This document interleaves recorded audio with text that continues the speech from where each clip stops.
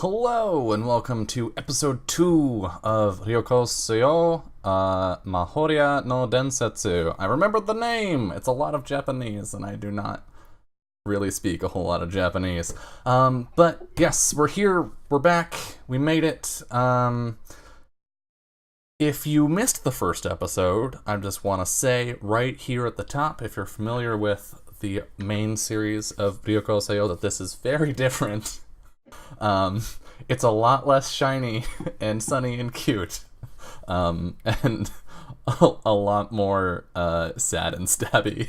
So if you like sad and stabby, welcome. I have a new present for you. But if you're expecting sunny and bright, I just want to set some expectations right out the door.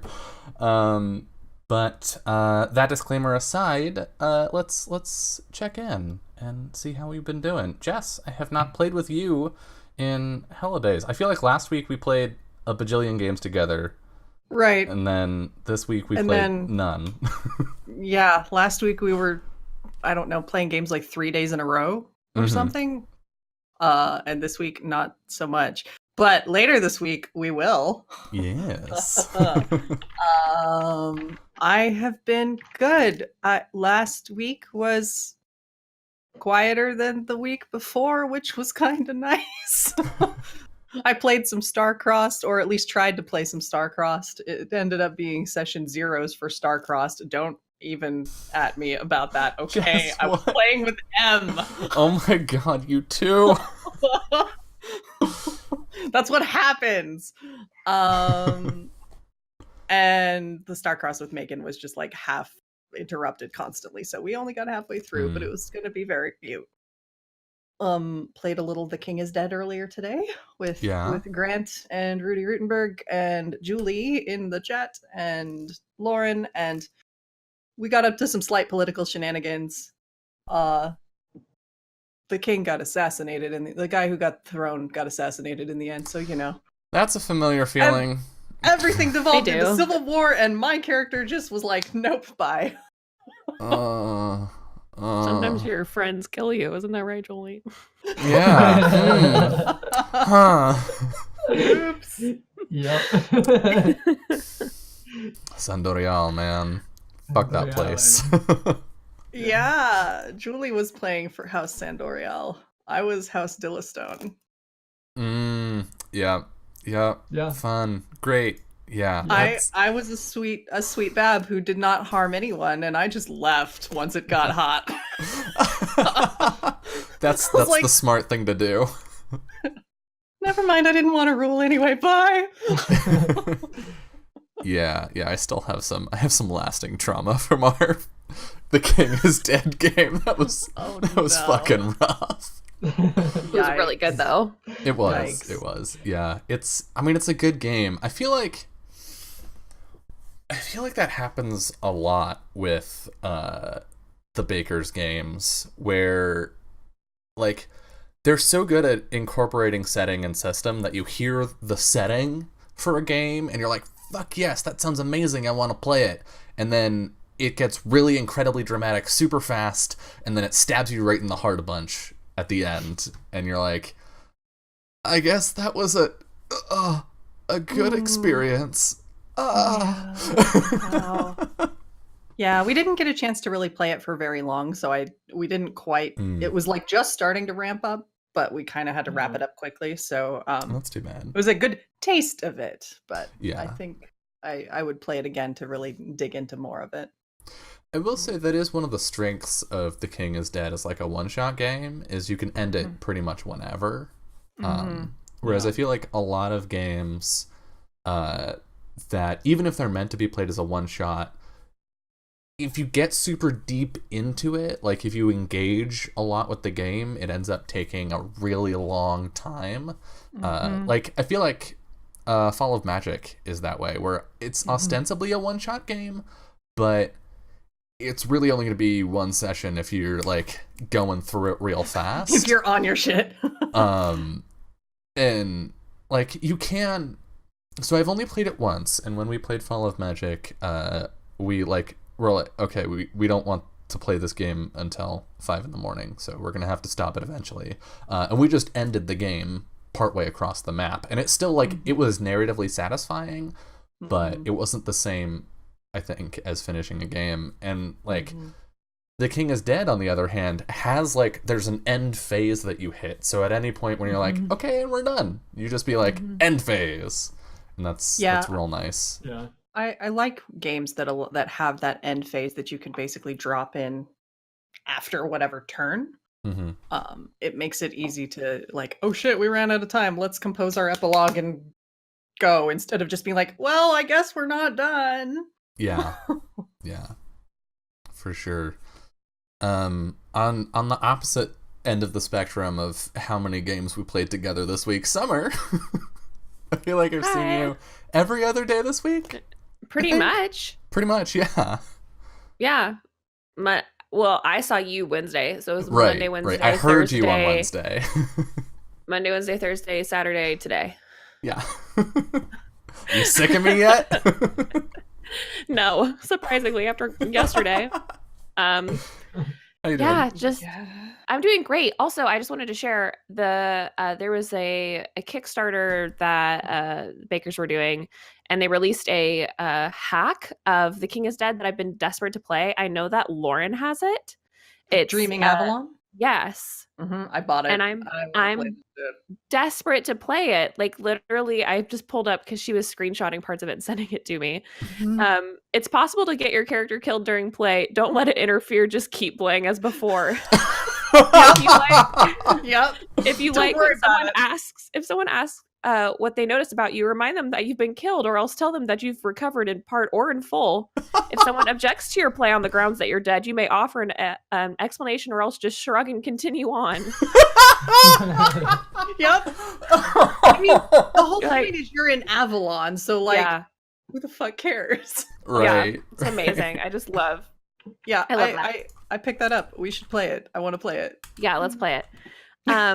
But yeah, I had a series finale this morning of Highlander that we were playing over on Tales from the Grim in Cypher System, and it was just intense and wonderful. And I was playing the Highlander, and I was like gung ho, like I'm going to win. But the two people that it came down to were so incredible. I was like, I'd be fine if anyone won, and had like an epic comeback. I was faced up against like the bad guy for my first fight, so it was potentially one of two, and he was kicking my ass. Like seriously, I had 3 points left, like I was going to die, and then wrecked him, and like was like, oh fuck, I'm going to win, like now that I've beat the bad guy.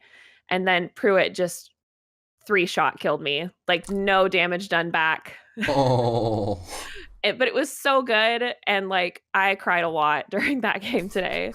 So I had after yesterday, after you killed my ass with rocks. I mean, I said it on Discord, and I'll say it in front of people now. You're not dead anymore, so does it really count? It does really count, because I can never save myself like that again. I mean, it is the one time. And honestly, if you hadn't reminded me, I would not have remembered that I had even had that power. I also forgot. I was scrambling, looking through all my GM notes for some weird thing where I was like, maybe I can drop an item in the dungeon for the party to like bring Arrow back, or I don't know. I wasn't expecting this. And then I pulled up the description for your power, and it was like, oh, hey, Summer. Yeah, it was. I'm fully okay with, and I've said this before, but I'm okay if it makes sense when your character dies. Like you just, it sucks, but like sometimes it just totally makes sense in the narrative. And if he had died that way, it would have made sense for him. But it would have been the second character I've had that's a bird boy that has died for his sister. Oh no. Almost a year to the last one that I lost that way. Oof. And I didn't realize how much that was gonna fuck me up, but it was it was really good. and I'm glad that it happened anyway, even though I got wrecked by rocks. But so yeah, an intense weekend, and this is gonna be my chill game. This is gonna be my fun. Oh yeah. I mean, Yeah. we'll see. I thought I knew what I was getting I'm into sitting last pretty, week. so that's Gosh. true. Ari's doing real well. yeah, he's great. Not Not on a time limit or anything.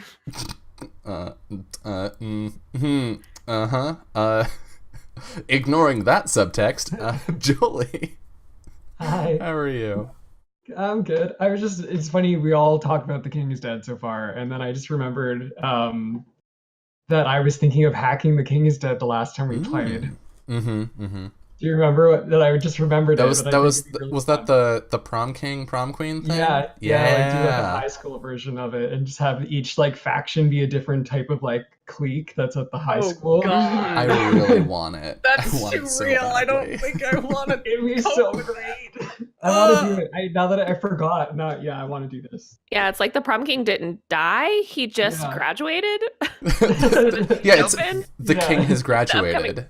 Is the name of it. The king is in college. That is a cool concept. I love it, but oof, that will hurt me. Julie, please. Gib. Yeah. Okay, I'm moving back to the West Coast in like 2 months from now, so that gives me 2 more months to like do stuff creative. Awesome. My week was probably on the quiet end RPG wise too. But we did have our Urban Shadows finale on Tuesday. How was that? And it was great. It was super good. Yeah? It was intense. It was super intense. I'm looking at Summer. It was so good. So that's my week. It's been good. RPGs are fun. And that's why I'm here. Hold on, just checking on tech stuff. All right, looks like we're good. It looked like you froze for a second, Jess. I noticed that too. Oh. That was weird. Yeah. Don't die, Jess's internet. Hopefully mine holds out too, because mine has sort of been doing that thing that it was doing last week where I can hear everyone else and see everything, but I'm gone for some reason. So great. Well, this will be fine. Migi may spontaneously stop saying stuff for a moment and then come back after being distracted. We'll see. Lindy, how have you been? How's your week been going? Busy but good. Lots of tabletop stuff.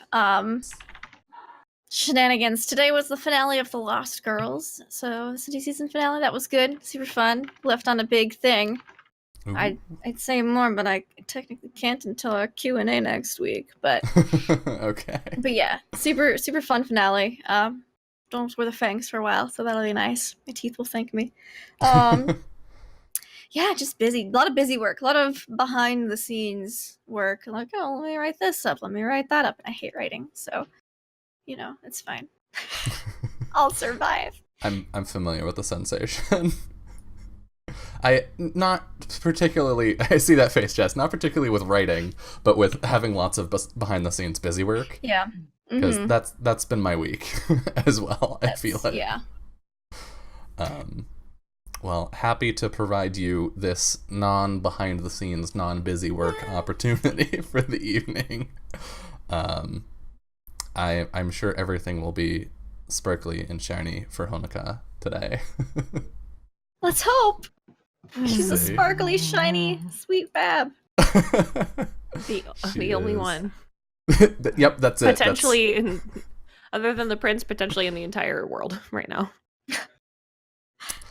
I'm not gonna say that you're wrong, and I'll leave it at that. Yeah, I mean, as mentioned, my week has been just a shitload of busy work because I've been working on getting things set up for season 2 of Fun Shots, woo! Which I have announced. We announced yesterday. Signups went up yesterday. They're open for a week. We're playing 8 different games with 6 different GMs/facilitators. There's a lot in there. There's a lot of stuff that I'm very, very excited for. And beyond like all the games that I'm stoked for, I kind of missed Fun Shots because it was an opportunity to get to play with new people. So I'm excited to see what sort of groups shake out at the end of the week, and what new faces I get to play with. But yeah, we're playing just some wild shit. There's a Bluebeard's Bride game in there, which is, that's a spooky game. There's on the complete opposite end of the spectrum, there's also a Laser Kittens game, which is about kittens discovering or learning how to control their superpowers. So, and then there's just everything in between that. It's wild. But yeah, this entire week pretty much, because I started working on the splashes for that show on Sunday, and I finished them Friday. So I was just doing design work and Google Forms wrangling for the entire week. Anytime I wasn't on stream, I was doing that. And then also, we had a shitload of streams this week. So it was like every spare moment I was doing something. It was wild. But yeah, I'm excited for that to happen. I'm also excited for tonight's episode. I thought I knew where episode 1 was going, sort of, when we hopped into it, and by the time we reached the end, I was like, nope. Incorrect. I was wrong. So as much as I have ideas for what's going to happen tonight, I'm super stoked to see what comes out of the chaotic combination of these 4 particular fuckos. Yeah, shall we hop right in, do some recap, talk about what actual shenanigans occurred last week, and then see what comes of that? I definitely recall climbing and falling off the side of a building. There may have been some window shenanigans. Yeah. So let's see how much of this I remember, because a lot happened. We were introduced to each of the main characters and the leaders of their delegations. Sort of at the top of the episode, we met Kai, who is this fighter noble who I just realized there's still a fucking typo in the overlay. God damn it. Let's see if I can talk and update the overlay at the same time. How much brain power does Dylan have? It's missing the slash. Ugh. No. Canceled. He Canceled was stream. Turn it off. Everyone, you can go home. This is over. He was but a humble soldier until some event during the war led to him being bestowed a noble title, which he definitely is cool with. Now that he's here in the Stormlands, he's sort of acting as head of security for pretty much the entire castle, but specifically the summer delegation, which is led by Merchant Prince Cipriano Mata, if I remember correctly. Yeah. Who is, I don't think we know what kind of person he is yet, but he's a tough read. Yeah, he's very a friendly. politician. he is. He asked Kai to keep an eye on all of the different delegations and make sure that they don't get into too much trouble, don't stick their noses where they don't belong. And Kai was like, yes, I can do that. That will not be a problem at all. And proceeded to do as such. Then we got to meet Migi, who is the fucking spookiest witch anywhere, from the Autumnlands, who you were with Ambassador Hayate Gakido. Yeah. And as you went through the city, we sort of got to watch Migi watching the people of the city and analyzing them and trying to get a read on what the atmosphere was in the city itself. and we also got to see that Ambassador Gekido is not the nicest person, I think.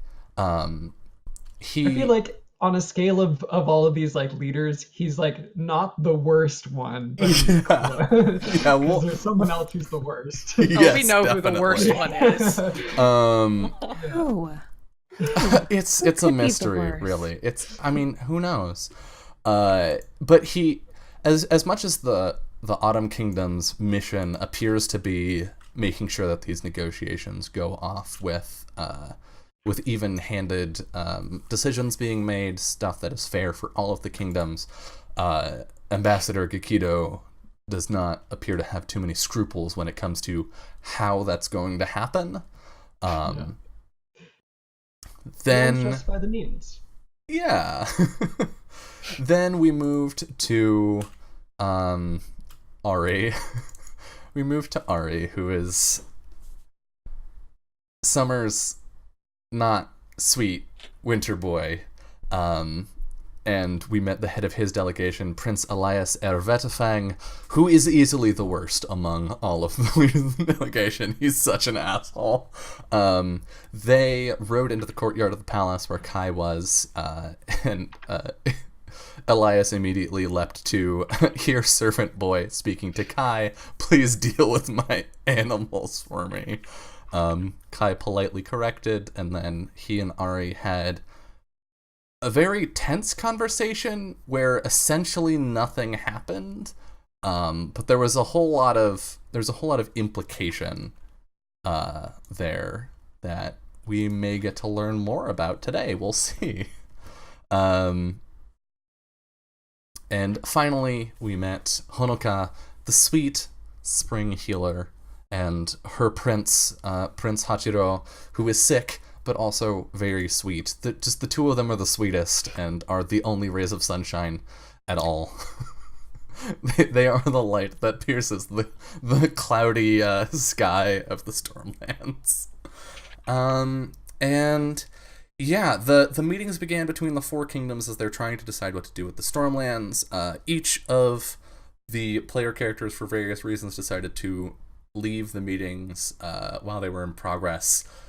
Ran into each other, and I think the bulk of the action is that Kai was very suspicious of Ari, who wanted to go off to Akvan's chambers and snoop, but Kai was distracted by a strange black-clad figure moving through the hallways and gave chase.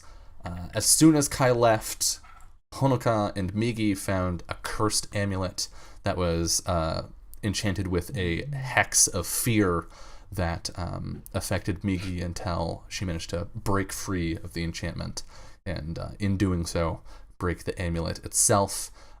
We also saw in that moment, or in that scene, that the amulet is a familiar shape for those of you that have been watching the main series of Travel. And we discovered that shape, the human head with the two curling horns, is the symbol of Akvan, the king that previously ruled this country.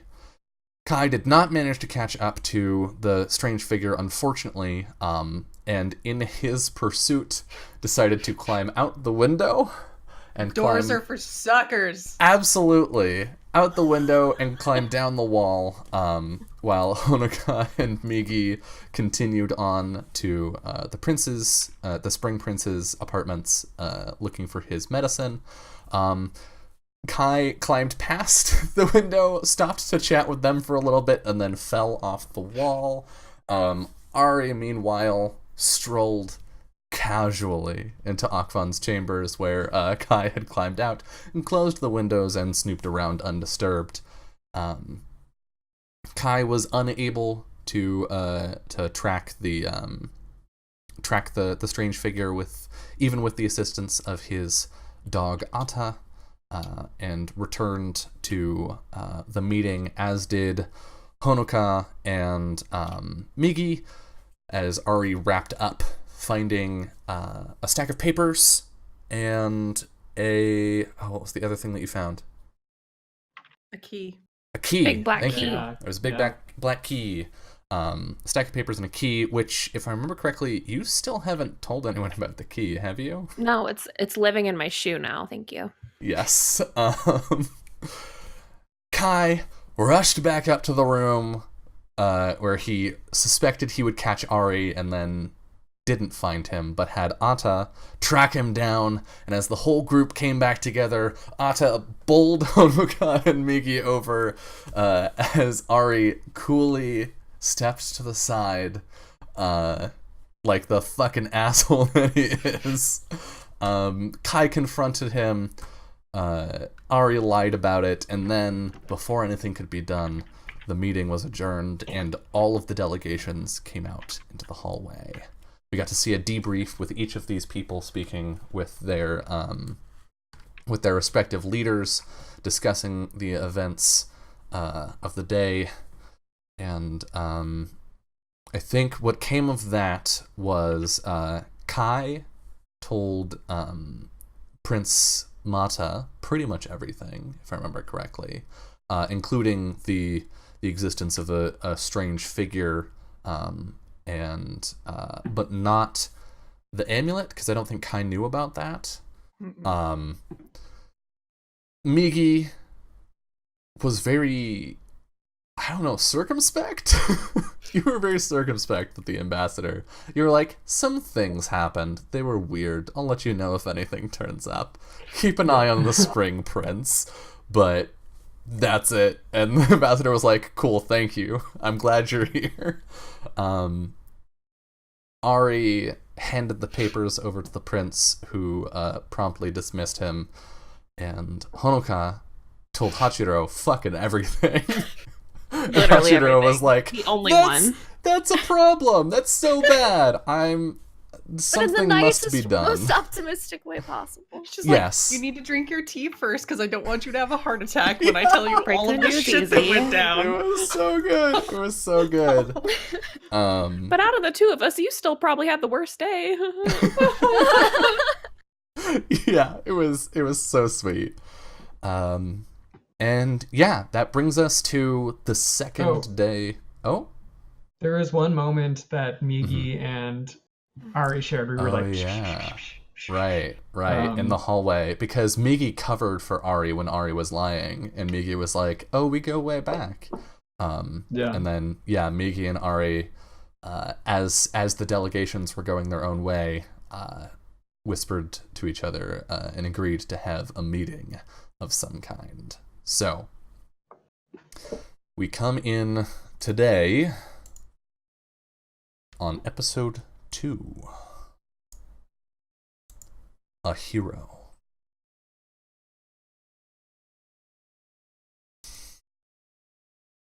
Listen up, because I'm only saying this once. Heroes don't give up. Hell, that's how heroes are defined. We don't talk about the people who did nothing. No one harkens back to the time they hid in shame. Heroes are the ones that remind us when we are broken and bloody that we can push on. That we can be the next link in a living chain reaching across millennia and pull each other onward. Are these 4 heroes? What reminders will they give us when we remember them long after they're gone? Only time will tell. And me, of course.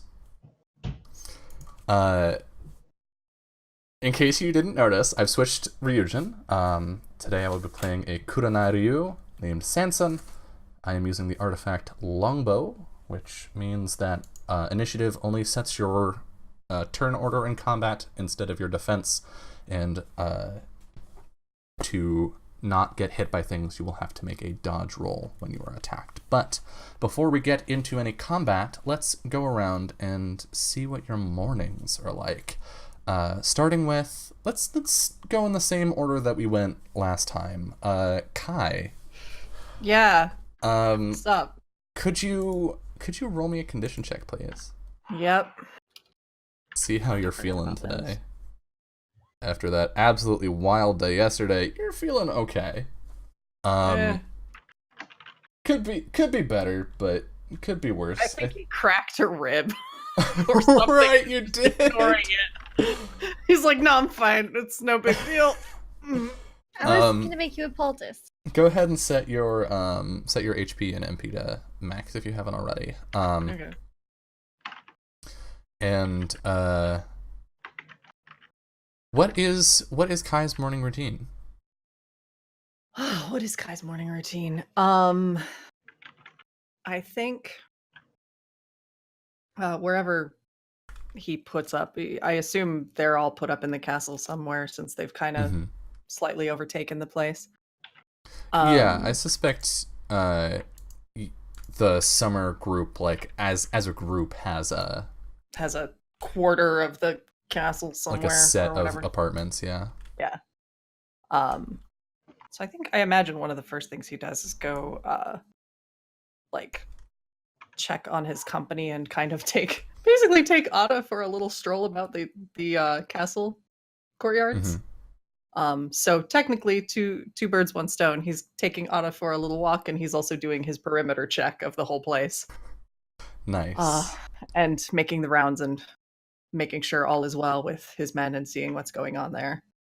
And then after that, after he's had a little exercise, he will probably go. Where is there like a communal place folks go to eat, or do we just tap a servant and say, "Hey, I'm hungry. Go get me a food"? What's the situation at the castle? I think now that all of the delegations are here, like everybody brought some servants and attendants with them, so between them there's like the bare minimum of staff for the castle now, and so but it's really disorganized, so I think it does consist of like, I would like food, please make that happen here. And then please figure it out for me, because someone brings food over, but everyone's being very territorial, so there's like the person that brings food to you is someone from the summer delegation and not any of the others. Sure, that's probably smart. Yeah, I think he'll get that from a servant and then just go outside and sort of post up in that space in the courtyard that he seems to like to hang out. Probably where there's like some stairs and a low wall, he tends to just like sit on that edge, and he's kind of carving out like an apple or something and tossing a piece here and there to Atta, and then having some for himself.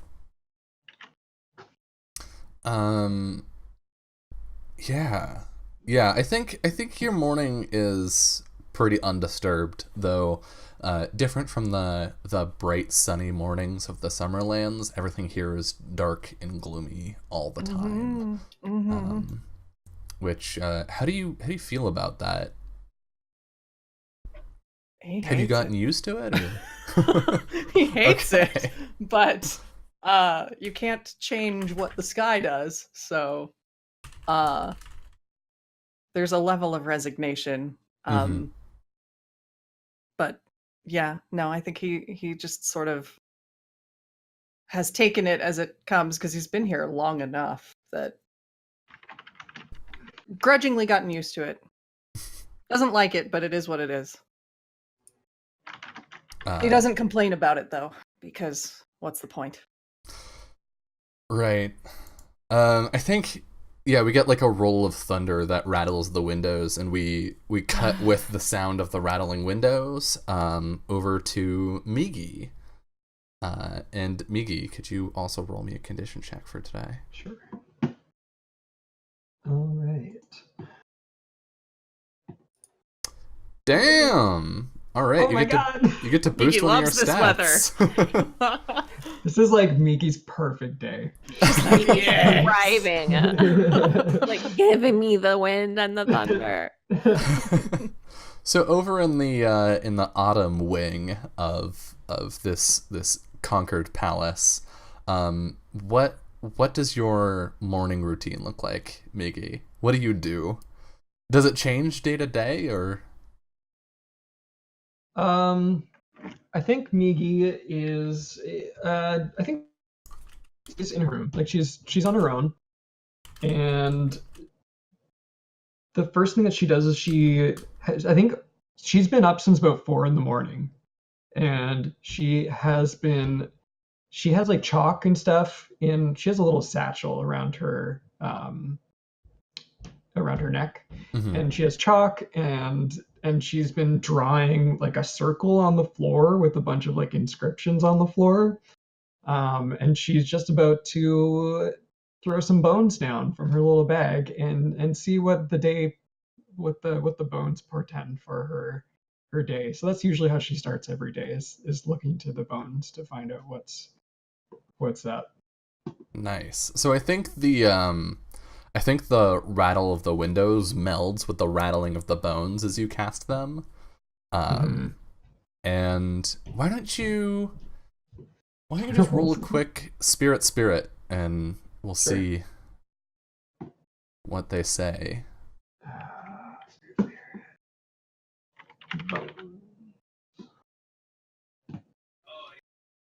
Spirit. Yep.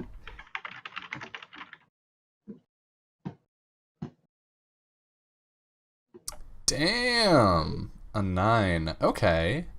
Good as a pro.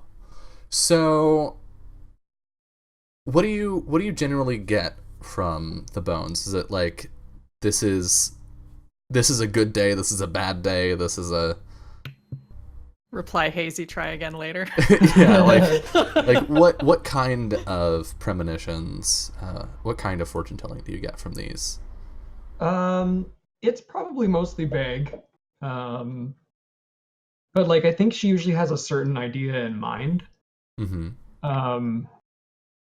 And I think who she was mostly thinking about was Ari when she was doing it, especially with the interaction that they had the day before, and whether the interaction today might be in her favor.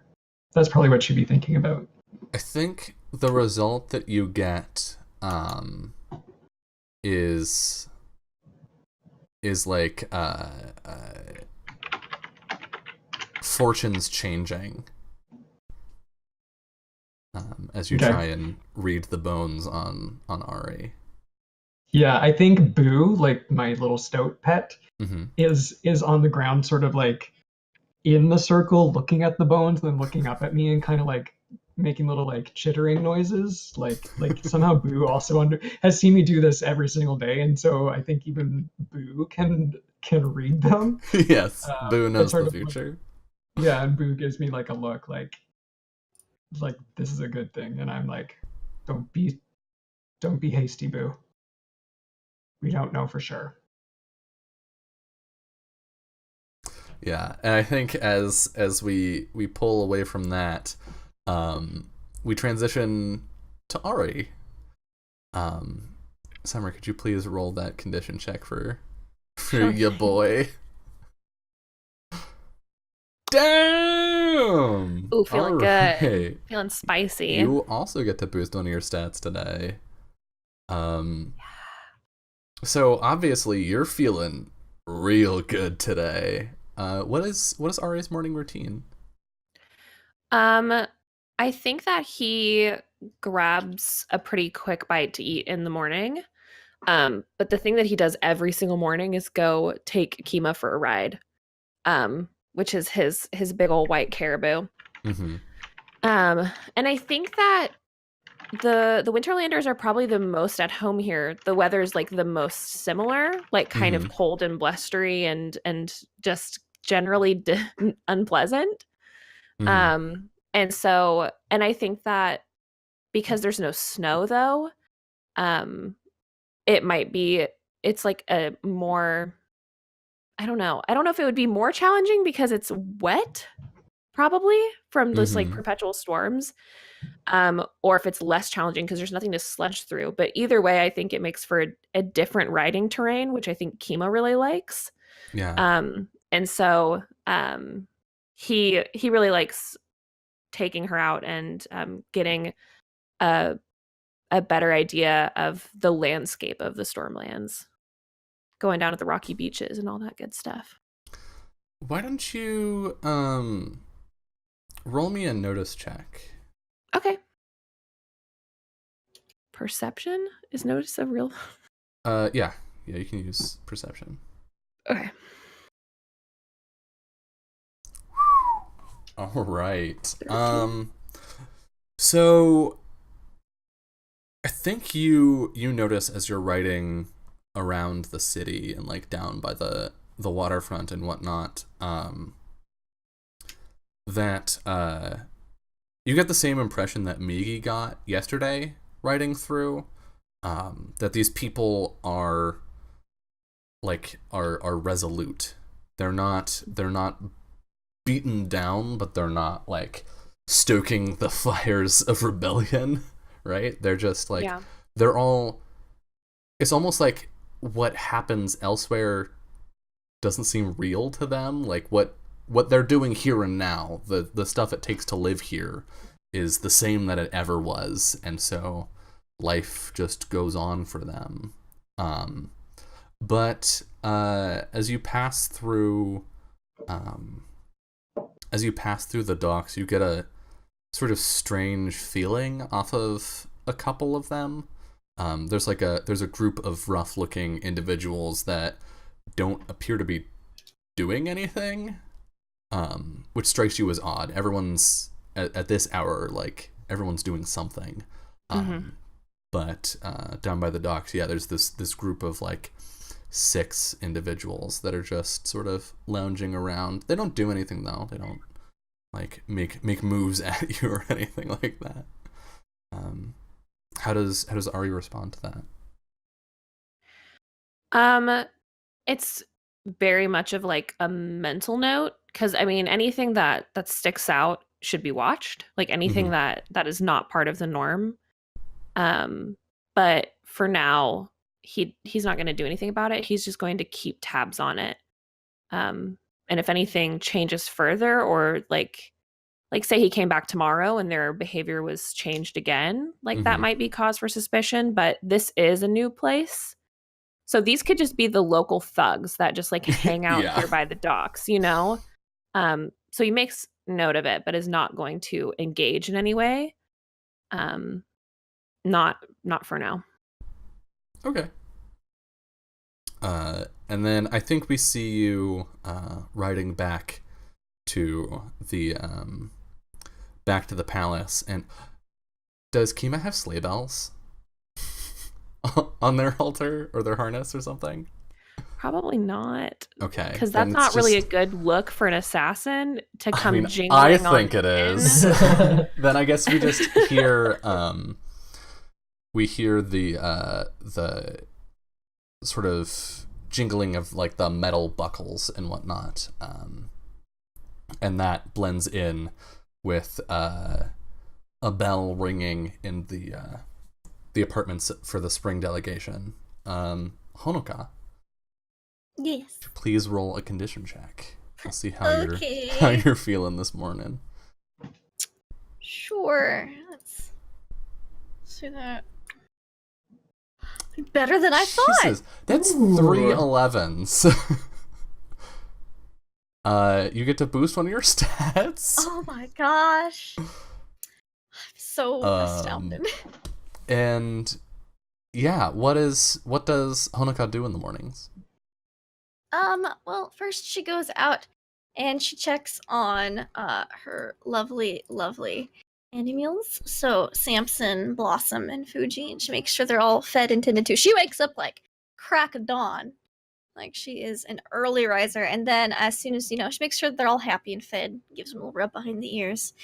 She goes up and she starts preparing medicines and teas for the day, so she doesn't have to work all day. She does a lot of the, mortar and pestle work in the morning, so that way she doesn't have to grind all day.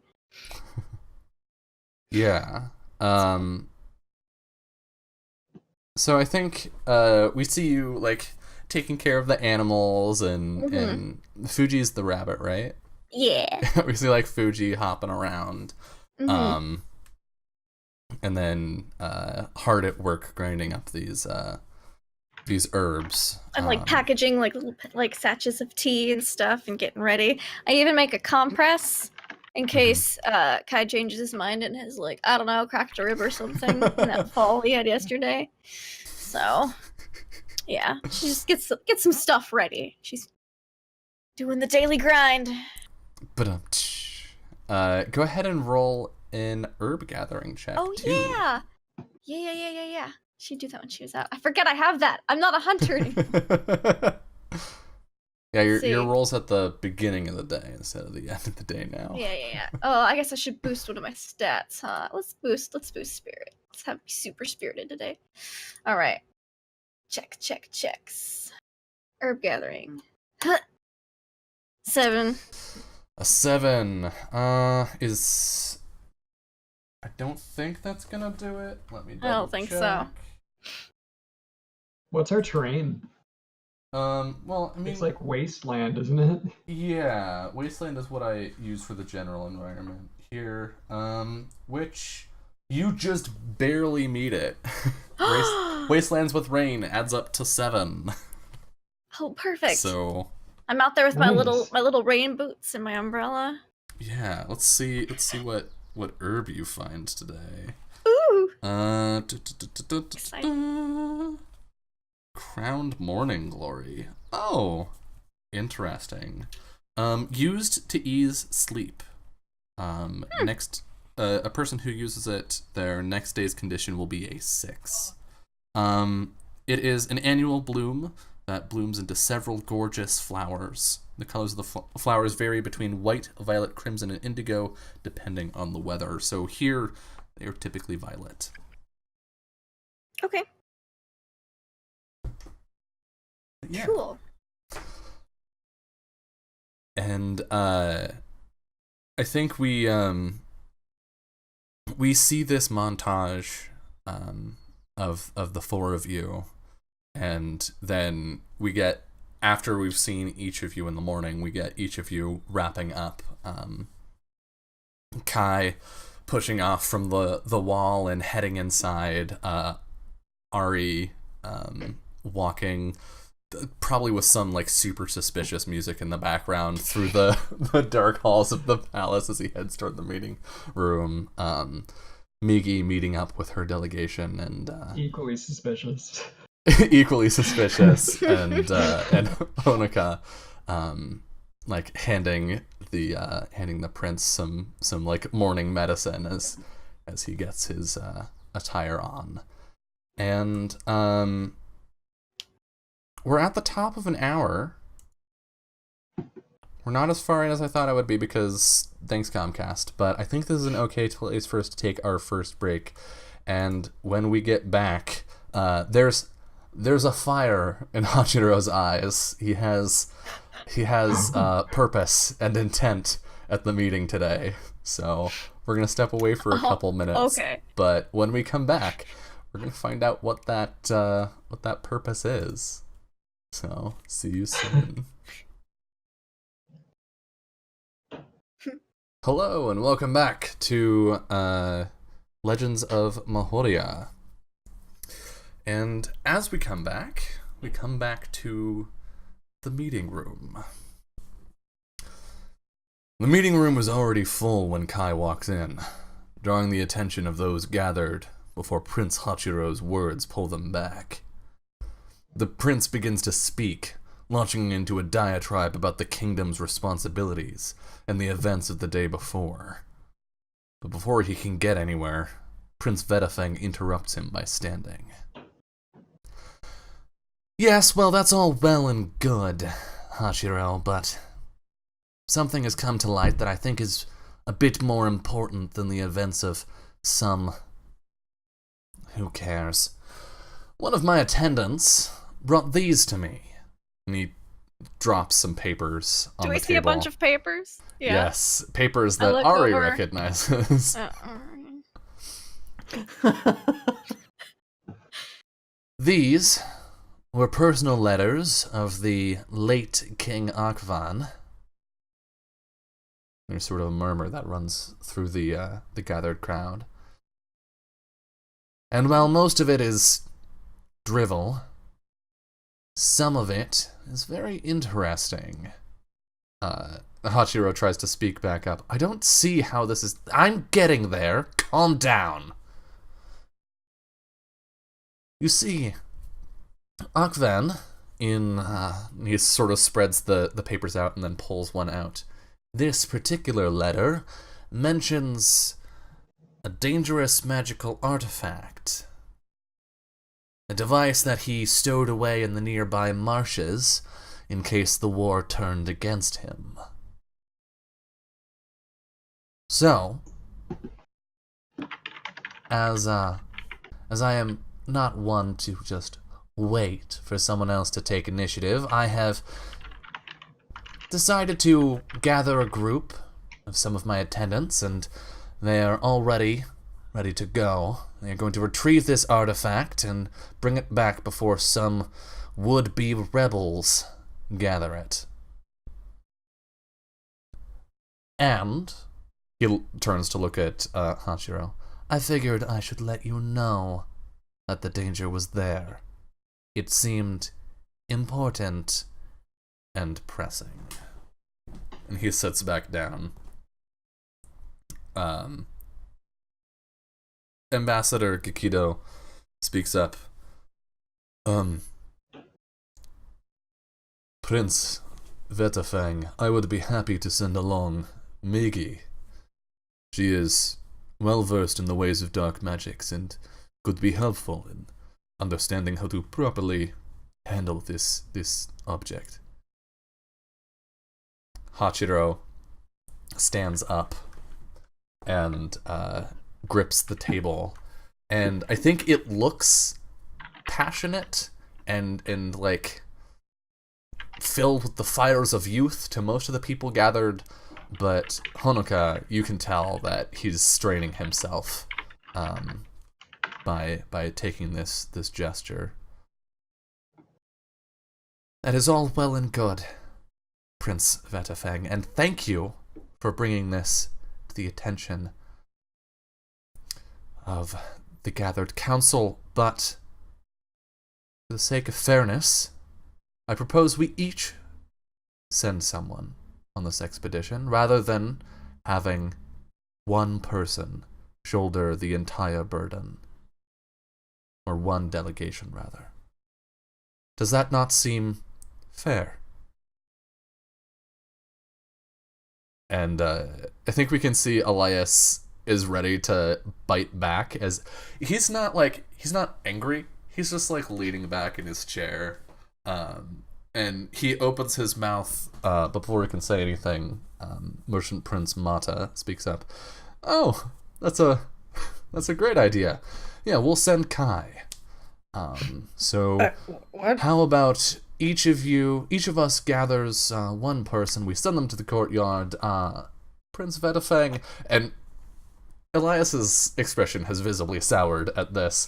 Do you have a map of some kind, or does the letter have directions? Just send it along with your representative, and that'll be that. Shall we get on with the rest of our meeting?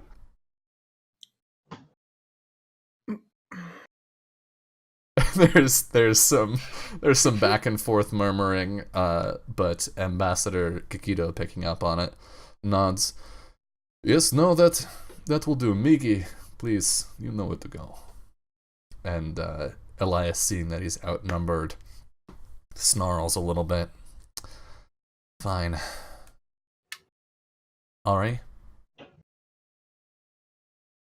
He takes the letter with the directions on it and hands it to you, Ari. Yep, I take it and I fold it up and I put it in my pocket. See them safely there and back. Why don't you? He gives like a curt bow and looks to the others and nods towards the door and then walks out. I think we see Hachiro sit back down. I hand him tea. Thank you. He takes a sip. Monica. He looks around and leans back so that the other delegates can't hear him. I don't trust Elias. I don't think you should. He seems quite rude. Well, you have a good head on your shoulders, Monica. If it's not too much trouble, would you go with them? There's no one I trust more. All right, but before I leave, I'm gonna make sure all your stuff. I've labeled your teas and medicines for the day. I will be fine, Hanukkah. Okay. I will be Just okay make for sure you one take day. care of yourself. Okay. I'll be back tomorrow. Thank you. She'll kind of give him a pat on the hand, and then she'll slip out. Mm-hmm. Migi, how quickly do you leave? Do you just wait to be volunteered and then bail, or do you stick around afterward? Like, I mean, I'm sure she's super pleased that she's running an errand right now. Yeah, she probably takes her leave as soon as the ambassador says to do so. There's no reason to stay at the meeting. And she would sort of just slink out of the room and head back to her room to get all of her like her outfit to go out. her assorted spooky bullshit. Yeah, the walking stick and Yeah, Miggy slinks everywhere. Yeah, I caught all that of her verb. spooky accessories. Yeah. BRB, going to Hot Topic. She probably weighs about like 20 extra pounds now because of everything. And Kai, you sort of just got volunteered. Yeah, with, that's more like voluntold.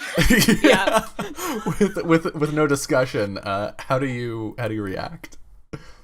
I think there was before Ari ended up getting volunteered on the winter side. I think we had a moment of where we sort of see Kai just give this look of like, what you could have asked first at the prince, and then it just descends further into not liking any of this when Ari gets volunteered and then vacates the room. But I think he briefly steps up to his resident prince and just kind of Cipriano, and just kind of leans down and anything I need to know before I go out? Well, Elias is probably up to something. So keep an eye on your back around that Ari fellow, and other than that, you know how to travel. Claps you on the back. Just if this thing is as dangerous as Elias is trying to imply, be careful.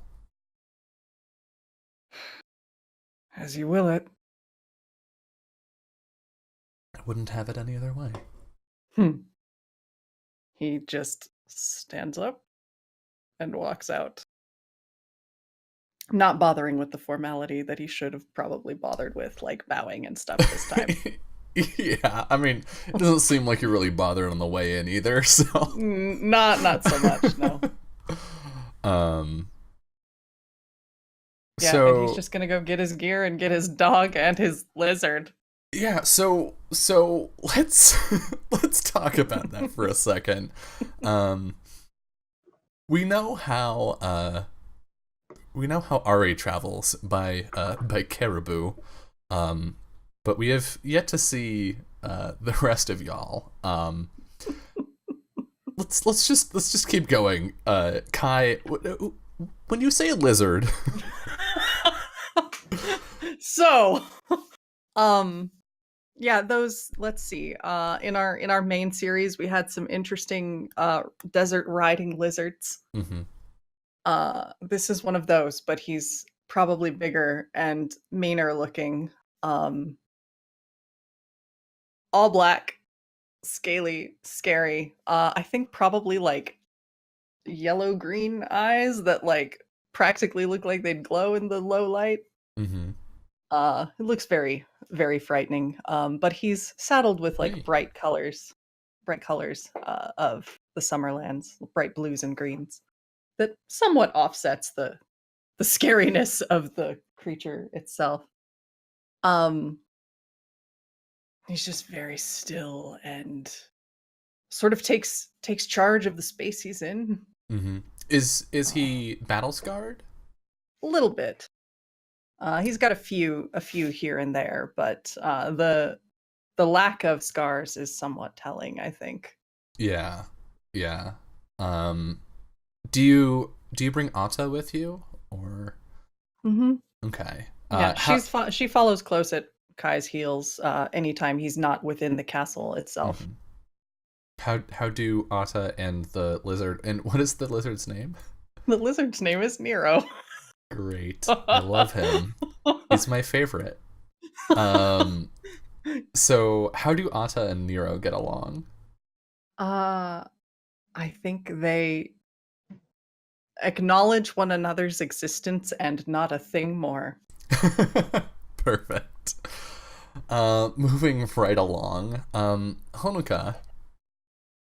We've heard some rumblings about how Honoka travels, but I know as GM that there are some details. So if you could please talk at length, how does Honoka travel distances? Well, what is her setup? She has a water buffalo. Two actually. One is her riding water buffalo. His name's Samson, and he's got the big old horns that go out like 3-4 feet on each side. So pretty much, just fits through a gate. Then Blossom is his girlfriend, and then she also a walking barrel walks behind as they travel. Yeah. So how does this barrel self motivate? Like, does it have mechanical legs or like? Well, it's a magical thing. Okay. So basically, these like little stick figure legs like pop out of the bottom of the barrel, and it's ready to walk. It just pops up, and then just. Oh my god! It's the little legs when in Ponyo when her magic is weakening and she has the weird little stick legs. The weird little chicken legs. Yeah. Yep. Oh and then my Fuji god. likes to, when we're on the water buffalo, likes to get out of the pocket and sit on top of Samson's head and like bounce around on the horns. Wow. Mm-hmm. That's too much. And finally, in what I expect to be a stark contrast, Miki. Yeah, Migi would, I guess, where would she keep her mount? I don't think her mount would hang out in like a stable. Fit the staples either, so it's okay. Yeah, so there's just a brown bear roaming around town, I guess. It's probably on the palace grounds somewhere. Probably perching in like the hot springs. We just have all these Yes. animals roaming around the castle like nothing. Yeah. Every once in a while, like a summer guard comes upon one of them and was like, I'm sorry. Yeah. Yeah, so my mount's name is Pookie. And she is a sweet but stern brown bear. And yeah, I think Miki would go outside. I guess there's probably like palace grounds. So Yeah. Pookie's out on the palace grounds. And I think there might just be like a whistle that Miki does. Mm-hmm. And kind of just like waits for Pookie to sort of stumble her way out of wherever she's hiding. Yeah, so I think we see Kai, Ari, and Honoka like getting their equipment and stuff on their animals, and then we just see Migi whistle. Mm-hmm. And nothing appears to happen immediately. Migi, it takes a minute. But the rest of you just sort of see Migi whistle and then stand there. What do you do? I don't question it because she's weird. I would assume that Ari actually was like already packed before the meeting. Ari's just waiting. Yeah, like ready to go. So like while the others had to go, like if this was a surprise trip for them, I doubt it was for him. Mm-hmm. So he's just like chilling, ready to go. What weapons does Ari carry? Oh, well, what do I got? I got he has a bow and 2 swords. He has like a long sword and a lighter sword, a short sword. So he's decked out, ready to go. Yeah. Armed to the teeth. So are you just like sitting impatiently on Kima waiting? Ari has never looked impatient a day in his life. He's chill always. God, I hate him. Someone stab him. Chill as fuck.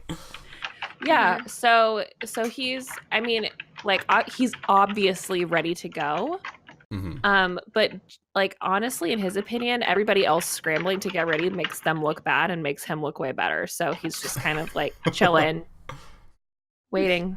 I would imagine that Kai was not unready, because he has to be ready to up and fight at any moment. So he probably didn't have to do much but grab his pack from his room and go get his animals.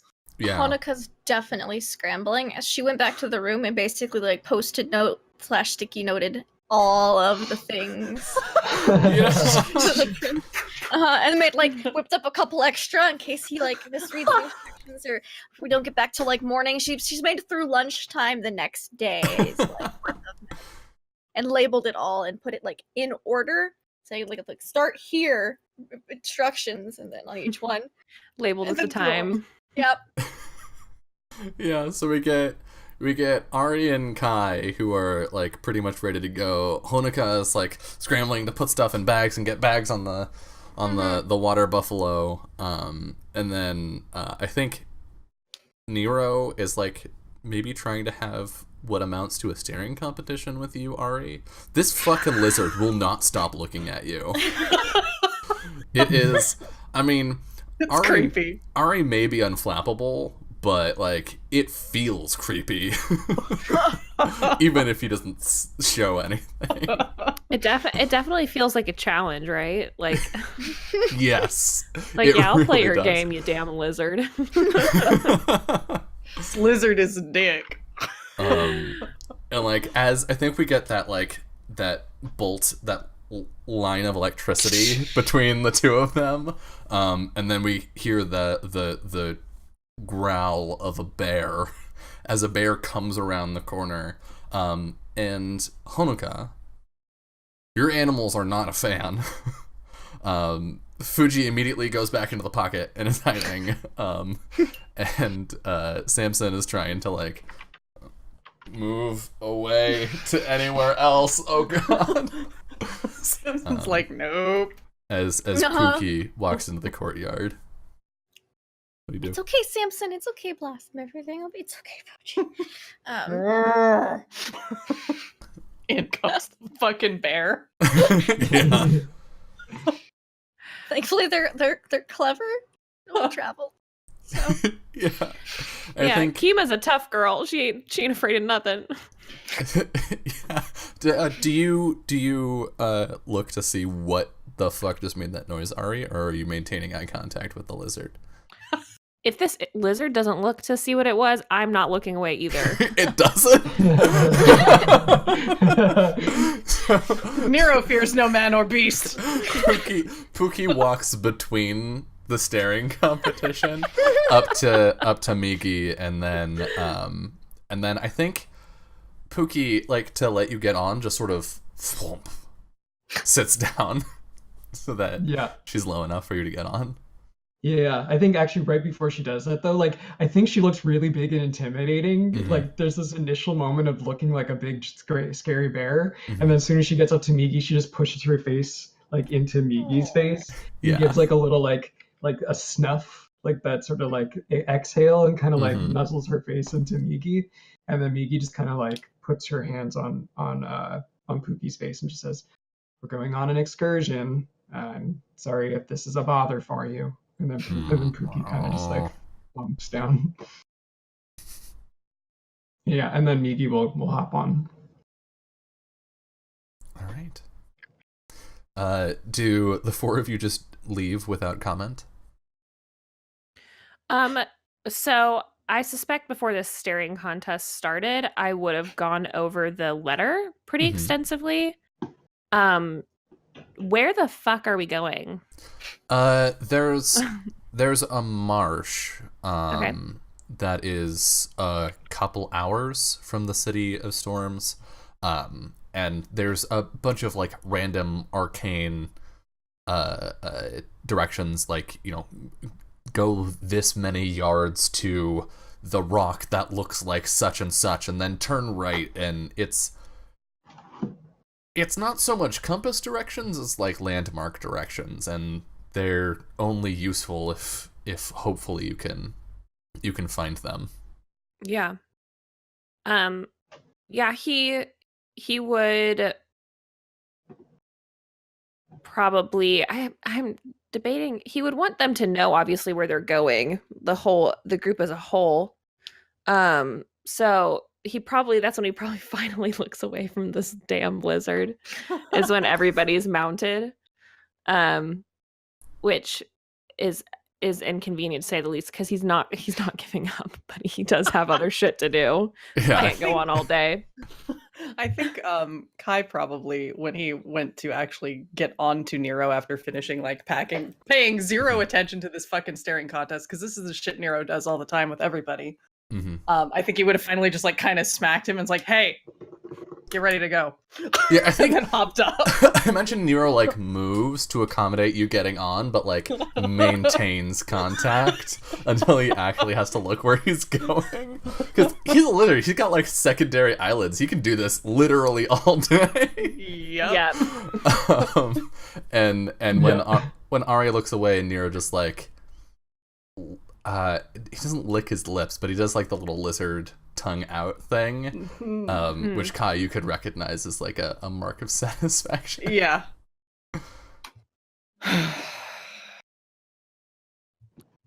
Well, if everybody's ready to go, we'll be on our way. Monica just finishes like the last thing and just has like one thing left, and she just chucks it into the walking barrel, the lid back on. Yep, ready to go. And climbs upon Samson. You'll be okay, buddy. All right, so this is the group that's going, huh? He's looking a little dubiously at Honoka. She doesn't exactly appear travel ready to him. Yeah. He's worried. Yep, so it appears to be. We should probably get right at it. Yeah, right.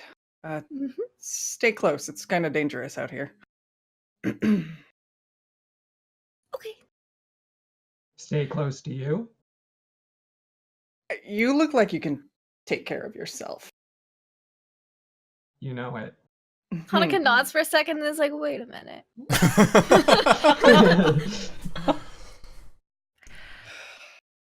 He's very pointedly not looking at Ari. As long as none of you slow me down, we shouldn't have any problems. Right, so let's go. Lead the way. Yep, and he turns on Kima and leads them out of the city. Let's go. Yeah, I think we see Kima turn and start going, and Nero after, and then Pookie, and then very slowly Samson the water buffalo, who is not built for speed. Oh. They can go for a long time. Absolutely. You'll catch up when the rest of the group takes breaks. Samson's a good boy. I brought a bushel of carrots in that walking barrel for him. So Oh. give him treats.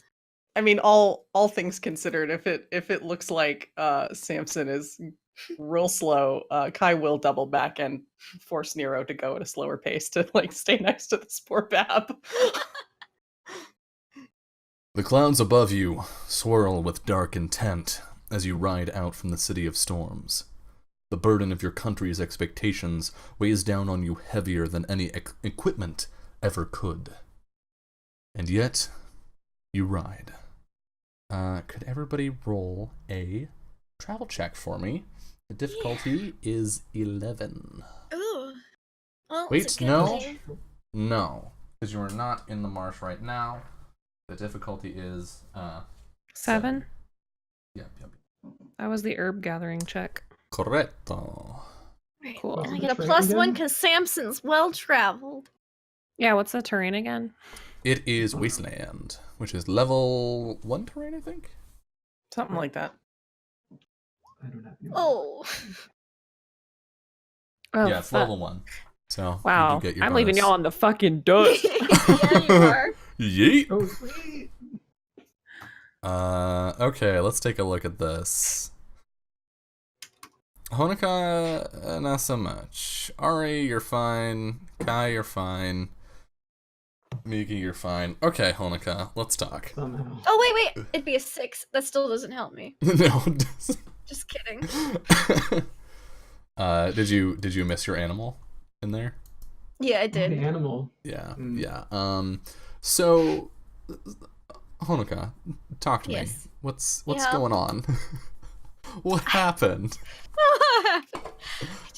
I really don't like leaving Prince Hachiro by himself for so long. He had a really long day yesterday. It's gonna be another long day today, and the people didn't even appear to be listening to him. It's gonna get all stressed out. And I only can make so much tea in advance without knowing what he's exactly going to need. And she's just really distracted while she's writing. She's just constantly thinking about that. I mean, like, oh wait, gotta catch up. Oh, come on, Samson. So she's very yeah. distracted. Worried. Um, She's worried about her. So I think rather than taking damage, I'm gonna give you a condition. Okay. I'm gonna give you muddled, Okay. and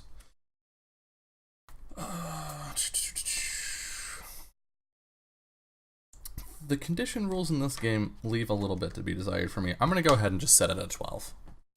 Okay. So it is affecting you currently. Cool. And I think that affects, is that int? Yep. Yeah. You're too distracted with worry. Very worried. The ride is going to be several hours. Do any of you take the opportunity to talk to each other? Or is the plan to ride in complete silence for multiple hours on end? I mean, that is No. one person's plan. Yeah, that's not gonna happen. Sorry. Yeah, go ahead, Jess. Go on. No, go ahead. One of you's got to say Wow. something. One of you better go. So Honoka is looking all manner of distracted and Mhm. not so good. Yeah. Okay. Well, I could he's not gonna leave her looking all sad and awful, so he can talk to Ari later when they're further out of town, I think. He has too many people he wants to talk to because he's too good a boy. Oh. Yeah, so if she's looking kind of distracted, I think he's probably been actually riding further back to kind of guard the rear of their little procession. Since he ain't worried about the front, Ari's up there. They're good. I think after a while, after like just kind of keeping an eye on her to make sure like her and her strange water buffalo critter are okay, he'll kind of Oh. keep your eyes on the road. Yeah, she was definitely like just completely zoned out, but Samson's a good boy and was just following anyway. Oh, yes. Distracted writing is very bad. I should be more careful. Sorry. Oh, well, looks like your friend is taking care of you, so that's good. Oh, Samson's a very loyal and good boy. I'll just pat him on the head. So, it's got you distracted. I'm just a little concerned about this trip, leaving everybody at the delegation. I'm typically not selected for these kinds of things. That makes two of us. Yeah, I'm typically just court healer, so I'm not really sent out often to do this kind of thing, and I'm just a little worried about it, that's all. Worried about the prince in specific, I'd guess. Whoop? What makes you say that? Just a guess, seeing as you're his healer and you're not by his side all day, like you probably should be, right? Yes, he does enjoy his tea. He kind of looks a little skeptical about that. I see. Well, with any luck, we'll get this out of the way and get back before dinner time, and everything will be Hopefully. fine. Worst case scenario, I made enough to get enough batches of, pre-made beforehand that he'll be fine till about lunchtime tomorrow. So No, see, you don't have to worry about anything. You know what you're doing, right? Yep. Just take it easy and focus. Gets pretty scary out here. Does it? I've not been to the Stormlands before. Been here too damn long, if you ask me. I think How long have you been here? I think like a geyser, like some like steam vent up, just a couple meters off the road. Nero gives no fucks. Nope. I think Samson would turn his head, but like Fuji and Honoka definitely like jump. It's just a geyser, don't worry. It's not gonna hurt you unless you jump into it. Never seen one of those before. It was a bit startling. They Now pop I up know a lot around here, and they're hot as hell, so be careful. Be very careful. Watch the ground, especially. Okay, good to know. Good to know. Something like that. Yeah. So how long have you been in the Stormlands? How long has the Couple delegation weeks? been like out there? Couple weeks? You probably got there before the delegation. You were probably like Like a month? the moment Yeah. things settled and it was clear. Yeah. I assume a group of like a Yeah. battalion was sent in, and you were part of that before Yeah. the other kingdoms had all agreed to meet and talk. Yep. Yeah, so probably a month or so, give or take. Coming up on about a month. I don't know. Something like that. Oh, that is quite a long time. Well, hopefully this will all be over soon and we can all go back home. Yeah. Something like that. The weather doesn't change much other than rain, storms, and more rain. So, hope you're okay with that. I did pack my galoshes, and I will lift up my kimono just a little bit to show my brightly flower painted Oh my god. rain boots on. If Ari hears this, he definitely snorts under his breath. The dumbest thing he's ever heard in his life. I think for the sake of convenience, Ari and Migi are far enough away that the conversation is separate. Yes, and I packed my umbrella and a wind cape. Well, seems like you're more prepared than I expected. It doesn't hurt to be prepared, so... Yeah. All right. Well, like I said, if it gets dangerous out here, you stay close. Well, thank you. Yeah, you've been very nice. Thanks. And if you need anything, like if you may have, I don't know, happened to crack a rib or something, just let me know.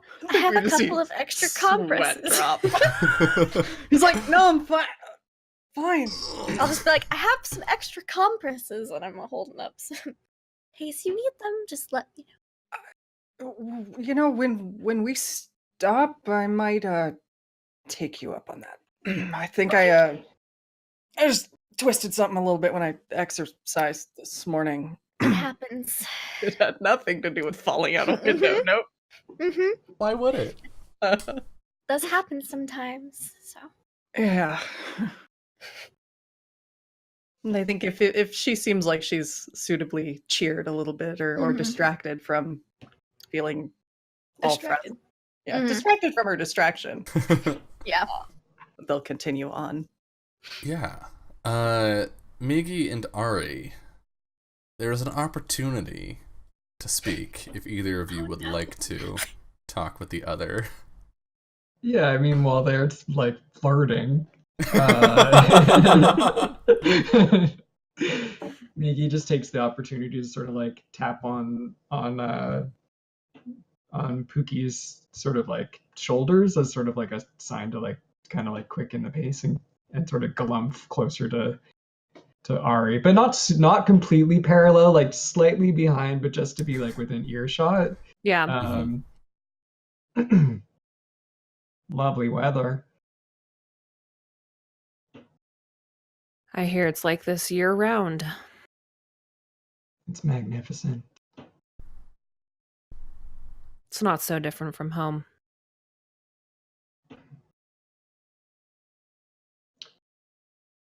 Pleasant company today, isn't it? Unexpected company. I'm sure Prince Vedafang is very pleased. I'm sure it couldn't have turned out better in his mind.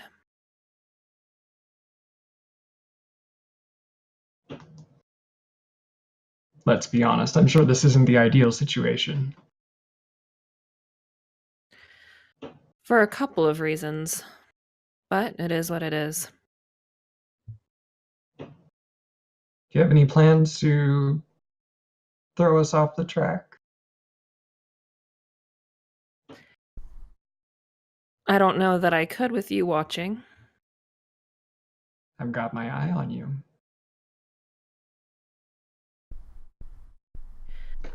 To be honest, I'm not even sure that this artifact or whatever it is actually exists. We'll see when we get there.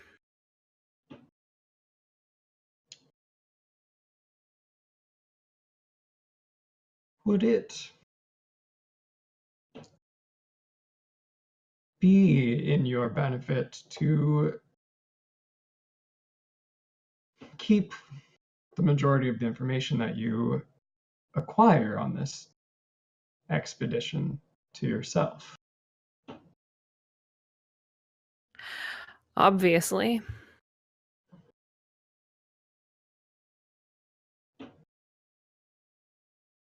Well, we did discuss sharing information with each other, and I can do what I can to help. Do you have something to share? From where I see it, I'm holding most of the cards.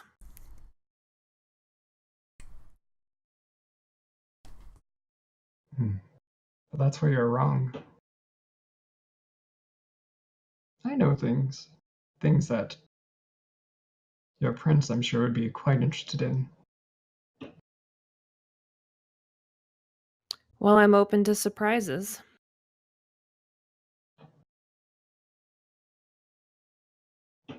What's the end goal here? Why are we looking for this artifact?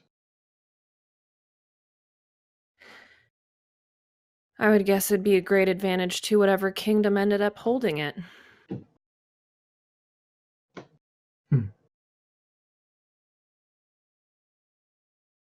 Well, we'll just have to make sure that it doesn't land in the wrong hands. It won't. Oh, I'm sure of that.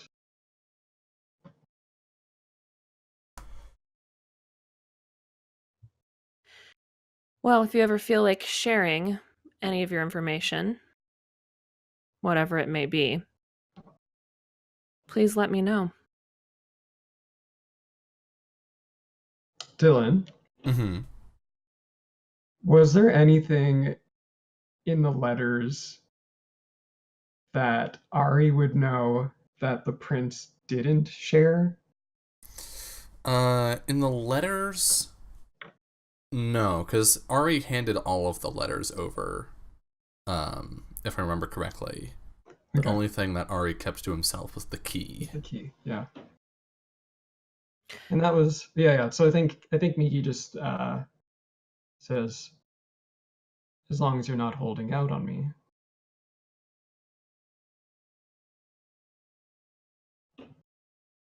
I always want to keep a few things to myself. Doesn't hurt to have leverage.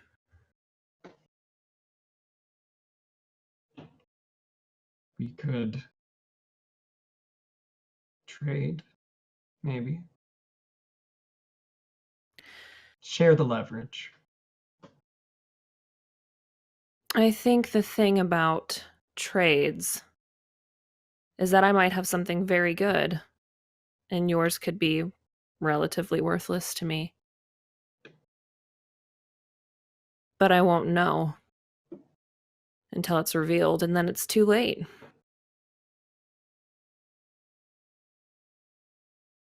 Do you have any interest in Prince Hachiro?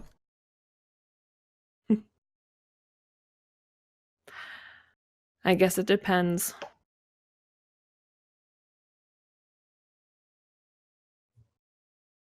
He himself is not very interesting, if that's what you're asking. But he's here for some reason, no.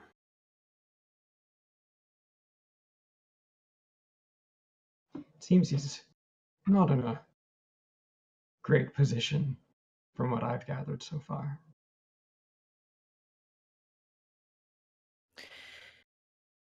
He does seem weak. Does that surprise you? I don't think he answers.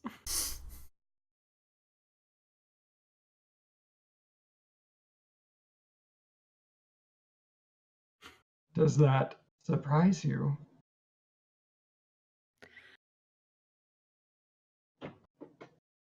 Does it surprise you? Well, they're making such a show of everything being fine.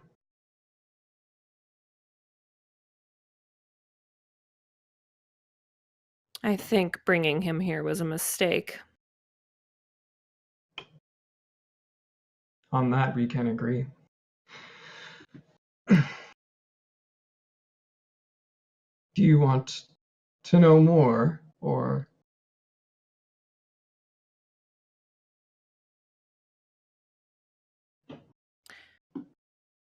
do I'm you going to already give know? I'm going to give you a bit of advice, which is you should also keep some secrets. For leverage.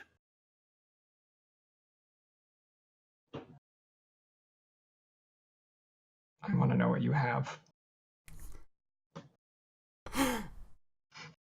She like scrunches up her face.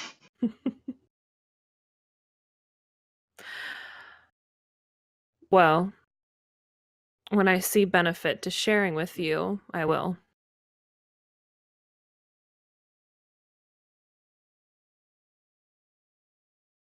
Remember, I offered to help you out. I know.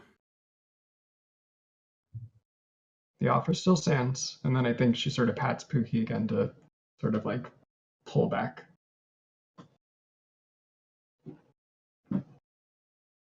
All right. There's still some time before you will reach the marsh. Kai, did you want to approach Ari during the journey? Not on the way. Okay. I think. So, your journey hits a snag when the gravel road runs directly into a brackish marsh, more water than land. The muddy ground sucks at your boots as you dismount and begin to make your way through. But more than that, this place is devoid of anything identifying. Finding your way is going to be hard. So, who would like to be in charge of the direction check? I will, because I got a compass. I have a compass and I have the spell that lets me navigate real good. Well, I'll help you then. Okay. Let's see. Can you help on the direction check? Can't you? Yeah, you can. Mm-hmm. Yeah, Danjin would help me all the time because he was really helpful. That is correct. So I think we see you hit this abrupt end to the road and like dismount, and we see Ari pull out his compass and this letter, and I think rather than rolling the check now, I think this is a good place for us to take our second break. And I'm so sorry. How has it already been an hour? offended. I don't understand. I don't know. I don't know how this keeps happening, but it does. So we're at the top of an hour. We're going to step away for a couple minutes, and when we return, we will not only see how our protagonists fare moving through the marsh, but also what awaits them there. See you soon. Hello and welcome back to the final hour of episode 2 of Legends of Mahōrea. So, Ari, we see you pull out this letter and this compass. Honoka, you clock that. How do you end up involving yourself in the direction check? Imagine I've got like my compass out and I'm about to cast magic. I'm like, oh, we should work together to navigate. I'm really good at navigation. I've never gotten lost. So I think that to kind of like explain this in the fiction why he accepts her help, he does think that she's going to get them lost. Mm-hmm. And he basically wants to give her an opportunity to fuck up. Do we just see him like smile and hand her the letter? Yeah. Here you go. Okay. So go ahead and roll for Ari for your help. Okay. And if you get, you just barely made Barely it. helped. Okay. Yeah, you did. You just barely helped by handing over the letter. There you go. All right. So you can take an extra +1. Yes. Oh my So God. I have to do my first magic-y magic check. What do I do for that? So you need to first you need Sparkle to magic power? Is that what it is? Sorry, I have a check in there. you first I need wrote to spirit in. chant. You need Okay, to yes. chant, and then, I have my chant. I just wanted to make sure I rolled the right check okay. for my magic compass. Arrow compass, lead the way to the path we'll take today, and it works, and it's all sparkly magic. Spend your Yay. MP, and then you make the roll. Yeah, Okay. my heart. Ari immediately has regrets about handing her the letter. You're like, oh wait, she has Alright. magic for this. So direction check, and I get +2 from help. All right, let's see. Bam! Holy Whoa. shit! Adorable child. Oh my Wowie, God. that's a good one. Yeah, so about her fucking up. Oh no. So the Good at difficulty something. was an 11. How about a 19? That is one short of legendary. Are we there? Did we teleport Um, there? I think actually, hold on. Let me make sure that we're tallying this correctly. So you've got you rolled a 10 and a 7. Yes. You get a +1 for arrow compass. Yes. You get a +1 from help. Uh-huh. Were you also getting a +1 from your compass? Oh, I was not. So that's I do have regular compass so that's a compass. 20. That's So- a 20. Yes. So that's legendary. Is there a +1 from the rain? Oh, that's true. Do I But- get rain because it's a terrain check? Do you have? My That rain boots is- and my umbrella. My rain boots will. Not my umbrella, but my rain boots Is will. it for what checks are the boots all for? checks involving let me see. Let's scroll back up. Because it should specify if it's Yes. Bonuses from these items refer to a particular type of terrain or weather will apply to any check that uses that terrain or weather as its target number. So yes, it is beyond legendary.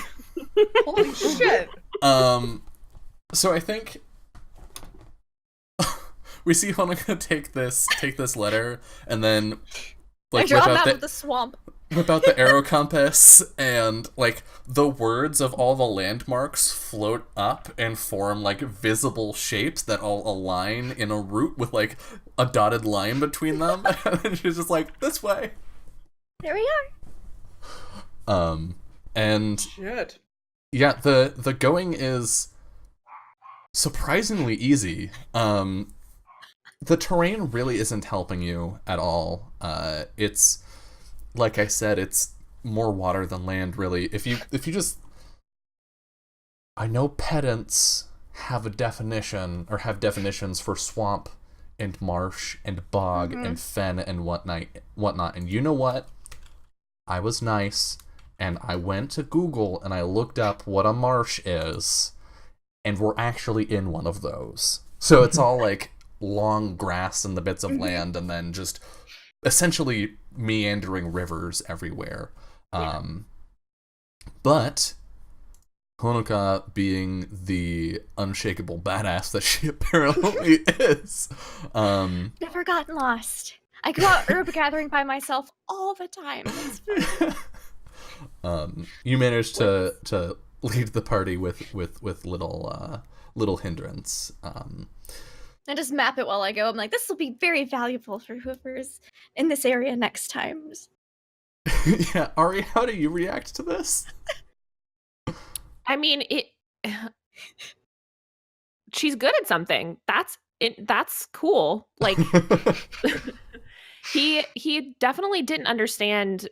I mean, he gets like if she's a healer, like that's probably why she's around, right? But she was the one person that he didn't understand why somebody would put so much faith in her to like do things. So her being good at something is actually like kind of a pleasant surprise, but he still thinks she's pretty dumb because she doesn't seem to get a lot of other stuff. Like you can be really smart at some things and really dumb at other things. But it's useful. She is helping him get to his goal too. So he's not going to be mad about it. So pleasantly surprised? Yes, pleasantly surprised. Also sad that she didn't embarrass herself. But, you win some, you lose some. It's a trade-off. And Kai, given that you expressed some momentary concern when she walked up to Arya, like, let me interact with you at all. How is Kai feeling about this? He's fucking impressed. Nice. I think he was like hanging not too far off, watching her do this, waiting to see if they'd end up having to like all converge and figure out directions. And when all of this cool magical bullshit happens, I think he was probably like noshing on a ration or something and just kind of dropped it. Like, holy shit. All right, well, I'm following you from now on. Nero eats your ration. Yep. He catches it. He just sticks out his tongue and catches Yeah. it. Yeah. Atta is very well behaved and doesn't move. But a peal of thunder rolls over the marsh as the rain begins to fall in sheets that pummel you and drive waves across the water. But while the wind reaches its icy fingers through your clothes, another flash of lightning reveals your goal. On an island just ahead, you can clearly see a small black crystal hovering a meter or so off the ground. Wow. What do you do? That's it. It's on an island? Yeah, so there's an expanse of water between you and the... Okay. How much water?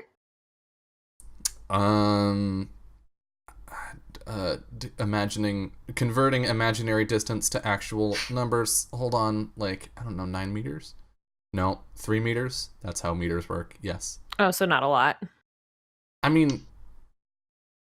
Oh yeah, that isn't a lot, is it? Hold on. That's 9 feet. Recalibrating. Like 25? 6 meters? Okay. So what you're saying is that can make us a rainbow drop bridge. Drop bridge. We could all just nonchalantly walk across to this island. You could if you would like to. Okay. Guess we know who the hero of this episode is. Yeah. Like, oh, I think that's it. Is that the thing? It is floating. It's a rock. It's this like sharp obsidian black crystalline object that's just Yeah, it's a rock. Yep. So I can make us a bridge that goes all the way over there. It'll just take me about an hour. Well, what do we got to lose? It's either Time. that or wade through there. And you're opposed to getting wet? Obviously not. I'd personally love to see you swim. He just kind of leans back. Not into swimming in marsh water. Be perfectly honest. Why don't you make your bridge thing? Okay. If we want to all swim across, I'm sure Samson's fine with that being a water buffalo, but I just thought it might be convenient. So. Look, better we all go across in case we have to, I don't know, do something to that thing. Or if it has any kind of protection up against it, maybe one of us should go across and see. Are you volunteering yourself? I am. No. I could just fly over. Ooh, friction. I don't want to swim. I have Look, ways around that. If that thing explodes, the lot of you are way too damn delicate.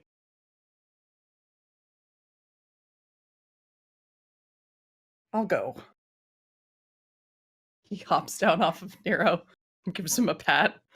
Do you want Pat to to Ada. swim over there? Or would you rather fly? Wait, what? I could let... Is flying an option? Yes. Yes, it is. Oh, okay. Sure. I'm open. Okay. And I'll just boop you on the nose. Just to reach way up. I'm on the water buffalo still. And you're standing, okay. so I That's imagine true. it's just So that's like fine. boop, boop. And I'll say, spread your wings and take flight through the day and into night. And dragonfly, I'll cast that. Okay. Oh my god. All right, roll Neat. it. YOLO. So yeah, you have 10 minutes of flying at 30 kilometers an hour, which is pretty fast. Shit. You gotta roll a magic check. I do. Yeah. All right, Yeah. let me do my sparkle magic thingy majigger. Sparkle magic power. 10. Nice. Yeah, you're good. You're good. And Okay. spend your MP. Renee. Mm-hmm. Migi sidles over to Ari and says, "How are you feeling about him flying over there on his own?"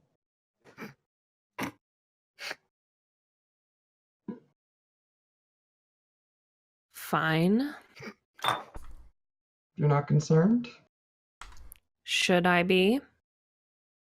Well, you really wanted to be there on your own.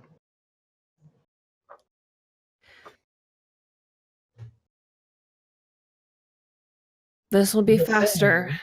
I could make you fly too.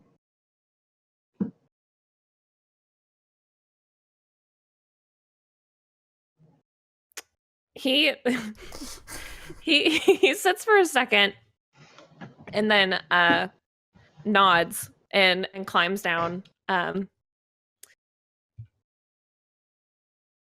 go with you.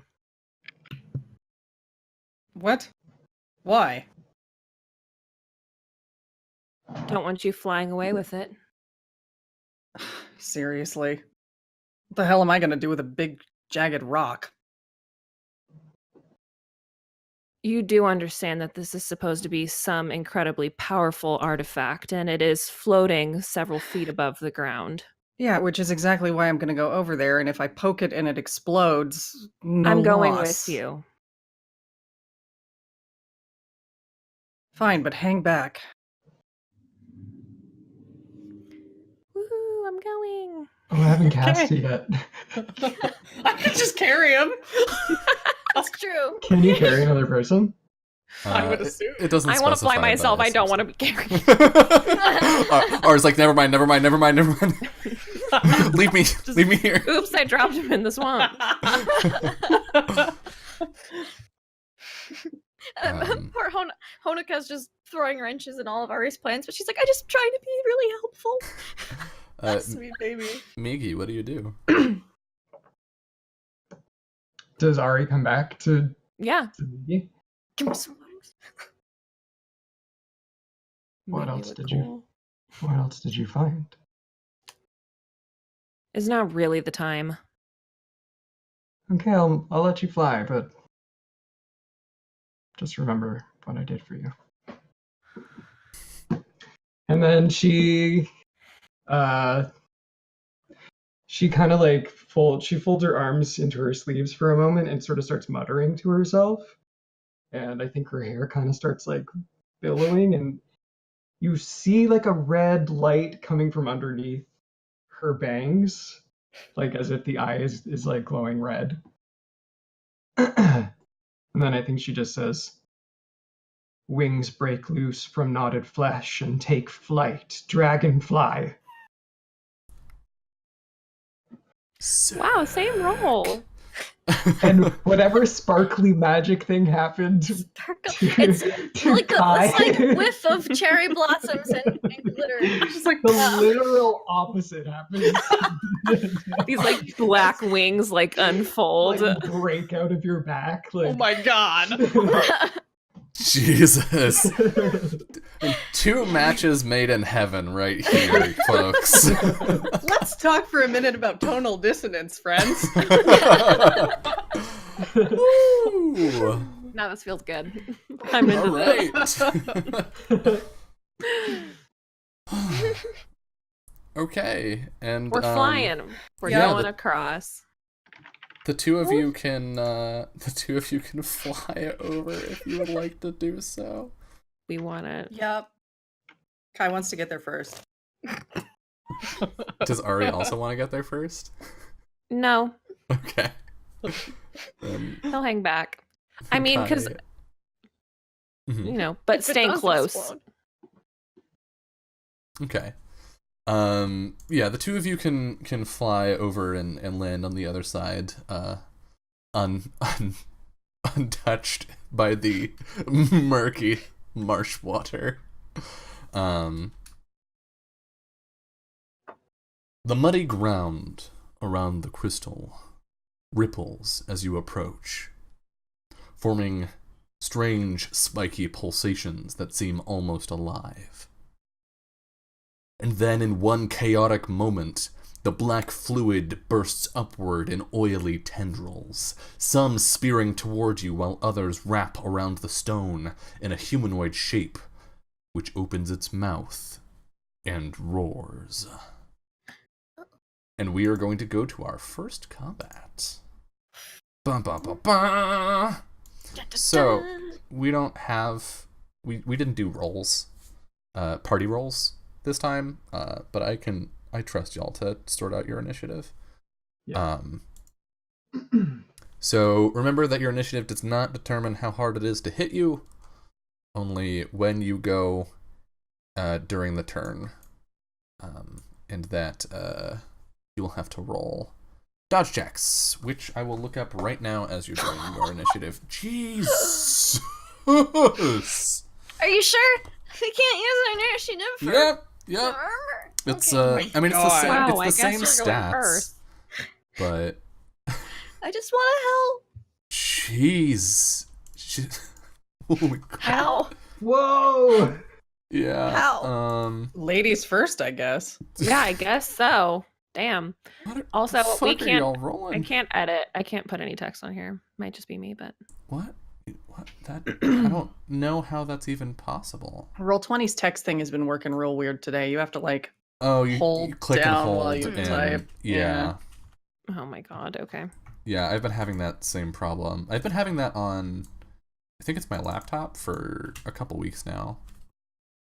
I don't know why it is that way, but I'm going last. Hey, Dylan, can I put what is it? 1, 2, 3, 4, 5. initiative 6. We'll say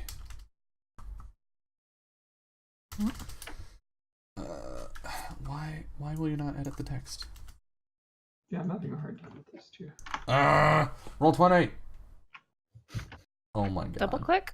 If you go back to the arrow thing and double click, it should let you edit the text. Yeah. Yeah, that's It's what like I was doing. super, But, oh my god. super duper weird. Bye, Percy. Boo, Bye, boo, baby. boo, boo, boo, boo, boo. Bye. Oh, or hi. Okay. Alright, so that one's a 6, and the tendrils are at a 7. Oh no, a fight. Oh no, a fight has broken no. out. No. Vicious. So vicious. Oh, get Foot him. action. Getting me to face. This Cain is and the perfect Abel. timing. This is about It really this is. is about what's gonna happen for us. Yep. Oh my god, I love cat fights. It makes me happy. What are some objects here in the Oh. battlefield? More rocks. Sharp rocks.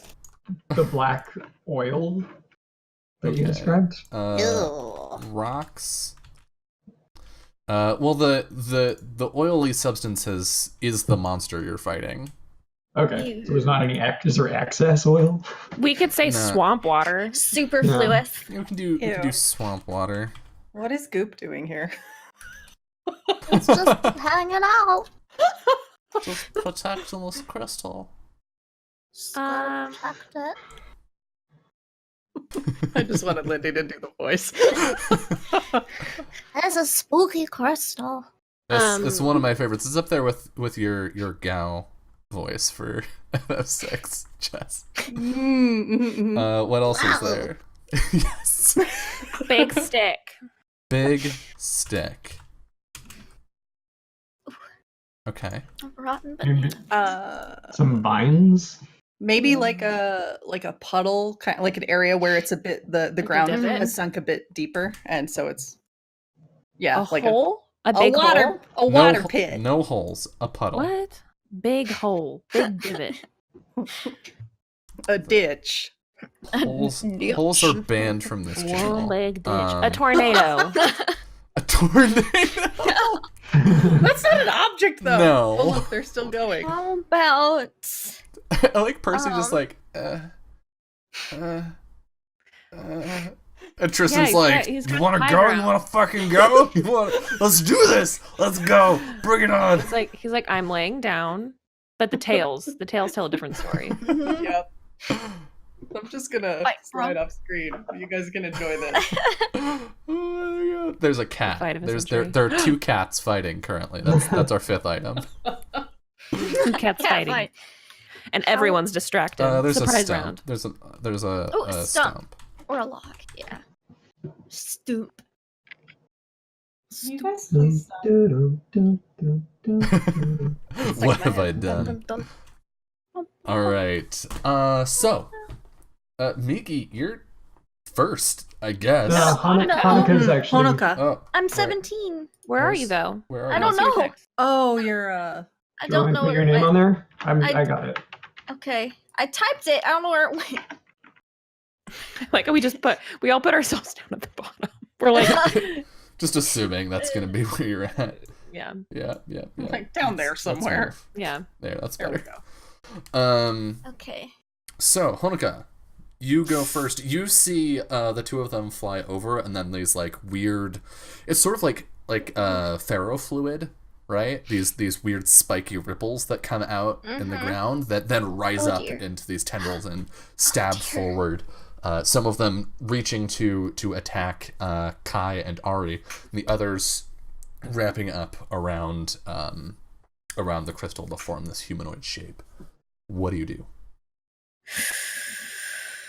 Well, I don't have a lot of combat spells because I'm a healer. So, I'm gonna. I think the boys have it. I think they'll be fine. I'm not gonna say what I'm gonna say. I'm gonna cast at the big guy in the back that's around the crystal. Uh-huh. We got it. That's what we came here for.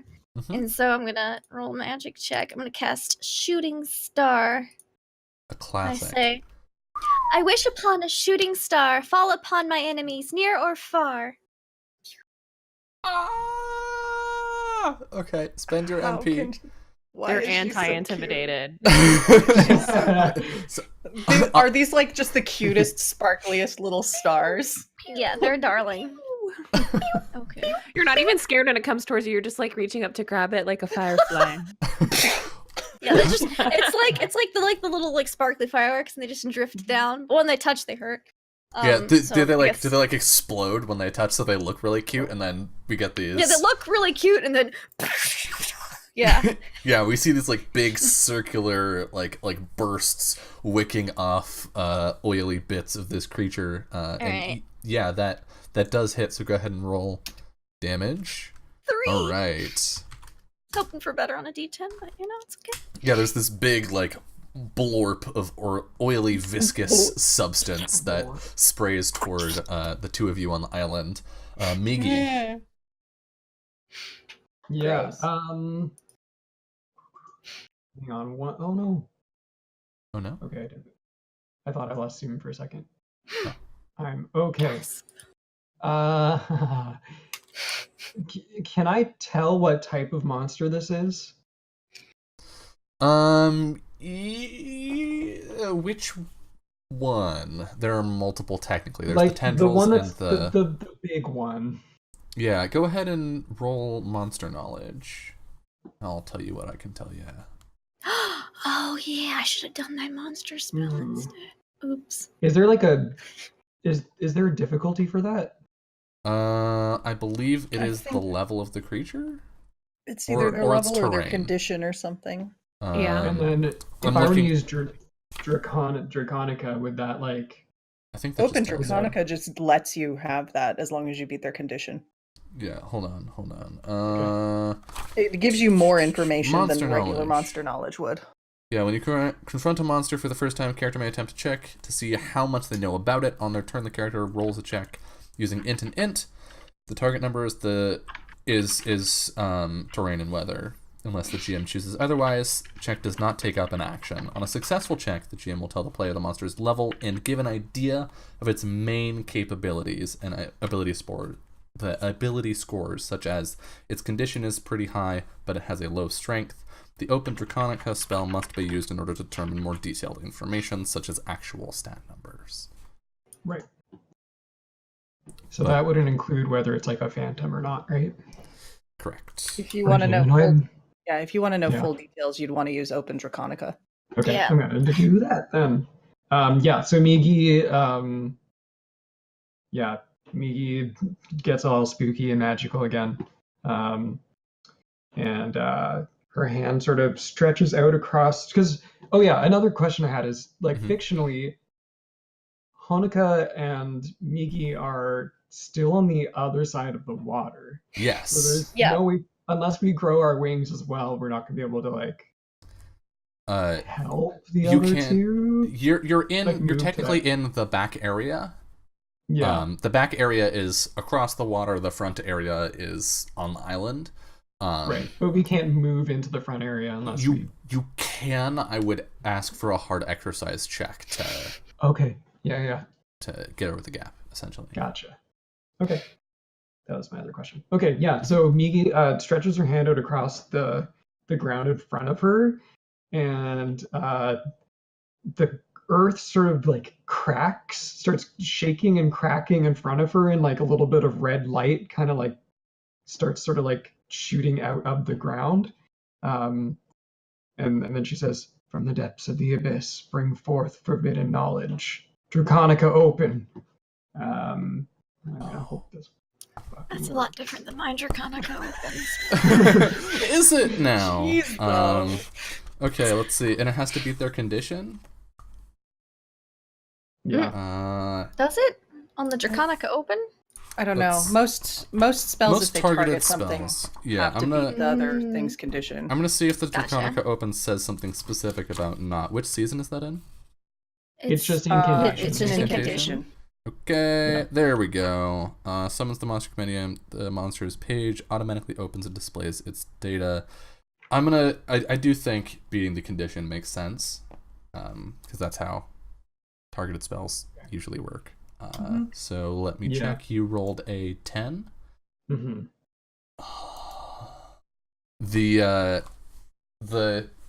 How's this information delivered to you typically? So the ground would break open, Mm-hmm. and like arms would lift up a book out of the ground, and they would open the book in front of Miki, and the pages would start flipping to the right page. Jesus. So I think the ground opens and these arms reach out, but instead of holding up a book, they're reaching for you, and they just like pull at the edges of her robes. And she goes like, "Stop it! Not again!" And like whacks him with her walking stick. Mm-hmm. Scoot away a little bit. Yeah. Yeah. And then she just goes, "Damn." Kai, it's your turn. Yep, there's literally like one thing I'm here for, and Is it hitting stuff? it's hitting stuff. Would you like to hit a stuff? I would like to hit a stuff. So yeah, I think we see when after all these things kind of blorped to life, I think we sort of see Kai just finally. He rips his oar off his back and gives it a good twirl. And then he's just gonna go in with the momentum of this thing and give a whack. All right. At whatever is in front of him.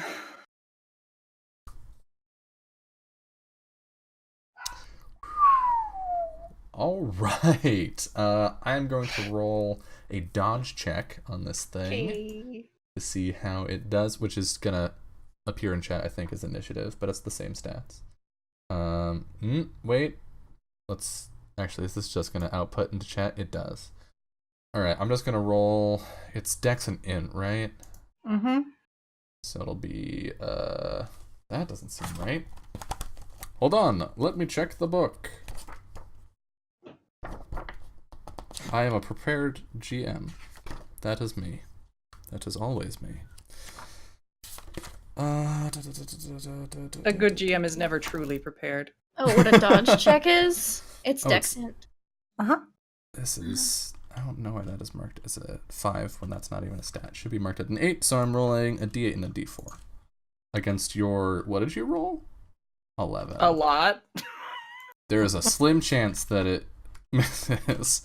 1d8 plus 1d4. Oh! Oh! Wait, what? That ties? Well, yes? Okay. Okay, so that means we roll again. Oh, all right. I thought it was if it meets, it beats Well, okay, let's... for the attack. Let's see if it says... Because I was sort of thinking this would be like a contested roll. I don't know if that's how that works. It says the defender rolls dexterity plus intelligence to attempt to dodge each attack. Let me double check the attacking rules. I feel like I'm learning the game all over again. Me too. The character rolls check to see if it hits. If successful, target number is equal to the target's initiative. It doesn't. In case of tie. It doesn't specify in case of a tie. So yeah, I think I'm just gonna treat these as contested checks. Okay. And we'll roll again if they tie. Alrighty. I'm gonna hit it harder. I don't know. Can I crit? No. It like blocks the first one, and then you're just like, Yeah, you swing with the Eku, and the tentacles just sort of like move out of the way and but form back the other around you. side of it, so he just flips around and does it again. Go ahead and roll damage. Sure. Yeah. So you swing once, and they move around and come in. And they're curled back like claws, pointed towards you, and then you swing around with the other end and just slice through a patch of them, and that destroys one of them. Ari, it's your turn. do I have a chance to shoot the big boy with my bow? If you would like to, yes. I would like to. So I'm going to You try may and do do so. that. Here I go. Whoa. Is he showing off? He's showing 21! off, right? Oh my god! When is he not showing off? I think we all just need to. He just Are saw you, Kai are like you still in the completely air? Yeah. He like saw Kai obliterate this thing and he's like, I think you shoot through the gap that's created by these tendrils that are chopped down by Kai's attack. Narrowly missing him. Go ahead and fucking Roll with my critical die. Yeah. Obviously. I will. Thank you. Oh, How much armor does this thing have? Okay. So yeah, Kai, you swing through, and then above your head, this arrow just slices through the air, and strikes the creature. And we hear it like roar again as parts of it slough off. And then it's time for the monsters to do stuff. So, these tendrils are gonna reach out toward you, Kai, because you're closest. Come at me. And they're gonna try and get some grabbies. Things. So, oh god, You can dodge that. Come on. God, I hope so. fumble. Shut your mouth. Shit. Fuck off. Damn it. Shut your damn mouth. All right, the second patch also reaches toward you. Slightly better. Again, a dodge, right? Mm-hmm. So you're just weaving your way through. What does it look like when Kai is dodging these tendrils? I think as they come around, it's a lot of like ducking and weaving, and occasionally he's using the momentum of spinning his echo around to deflect it and turn. So it's a lot of that, like batting them away, and then also just like ducking out of the way or jumping over since he still has wings. Yeah. And you can see as these tendrils hit like the grass and whatnot, that the grass immediately decays as the tendrils touch it. And as you like get one of these leaping deflects, Kai, there's a bubbling in the form of the humanoid one, the larger one in the back. And it rears back and opens its mouth and roars, and this wave of black oily tentacles shocks out across the island and across the water, hitting both areas. So, I mean, who knows? I might roll a 1 to hit again. No, that's a 14. Okay. So we dodge this, right? Yes. Okay. Yes, it's the accuracy is 14. It is targeting all creatures in all areas for 5 damage. So Oh! I almost so made close. It. Shit. So close. Shit. And Miggy? Oh. Kai and I almost had it. We all did pretty okay, but just not a 14. Yeah. I needed to do better. Yeah. So we see this. I don't think any of you know what to expect as this attack begins, and so you just like it roars and you're not sure what to do, and then these spikes erupt out of the ground, spearing you for 5 damage each. I think Kai, because you're fairly low damage right now, you managed to dodge, but you have to like put everything into it, and that's some stamina you're not getting back. Same with Ari, as you like move up from the ground and get back into the air, and then we wrap back around to Honoka. Okay, so if I have armor, that takes it down by 1, right? So I have armor too. Yes. Yeah, I forgot about that. Thank you. cool.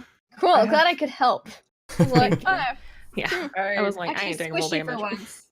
So I give 2 defense. okay.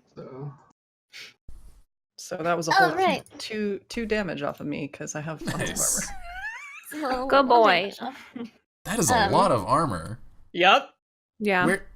You have I really dumped a fancy lot of armor, money. don't you? Yeah. You mean 41,000 gold is how much you gave us, Dylan? Obviously, we Yeah. have a shit ton of armor. Why are you surprised? High quality +1 everything. Yeah. Yes. Yeah. Literally everything. Okay. Kick is do shooting star again, I guess. Do I want to spend? Yeah, I still have plenty of MP. Just So don't- weird. I'm not used to having MP at all. Spend ever. it. Spend it.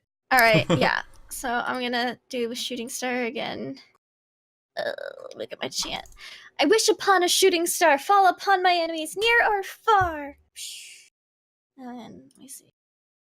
Sparkle magic power. Go. And you're attacking the big one again? Yep. Thank God you didn't fumble. I didn't fumble. You didn't fumble, but you didn't beat its condition either. Yeah. So Curses. that's a nope. The sparkling moat flies wide, and you don't quite hit it. Oh, dread. I should have just shot with my bow. So that's your turn, Migi. Yes. It's your turn. Am I frozen? No. Nope. Okay. That's my internet's being weird right now. No. Okay. I have a spell called Lie. Okay. And it affects phantom beasts, phantom plants, and humanoid targets. Yes. And I know that I can't tell if this is a phantom beast or a phantom plant, but would this be categorized as a humanoid object or target? I'm not gonna be a dick about this. No. Okay. I think that's meant to cover like neco-goblins and Right. people. Okay. And this is neither of those. Okay. Gotcha.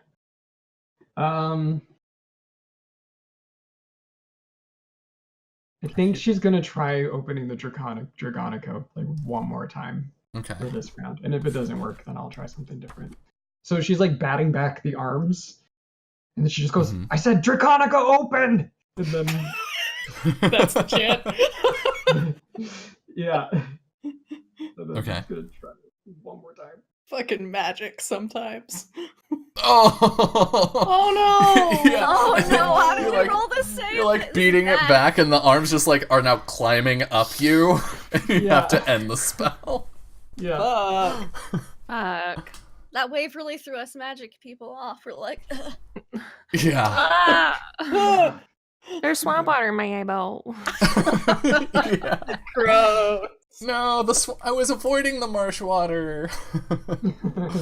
Kai, it is your turn again. Guess Fuck what I'm 'em up. gonna do. Is it Let's attack some see. tendrils? I'm gonna attack some tendrils. This is like Dylan asking me as smacked him Lamb. tentacle. Yeah. What do you do? What does Yeah. Lamb do? A punch. Hero. Yeah. I mean, I do have the options of cool ass or paunchin or a sword, but Yeah. polearm. Yeah.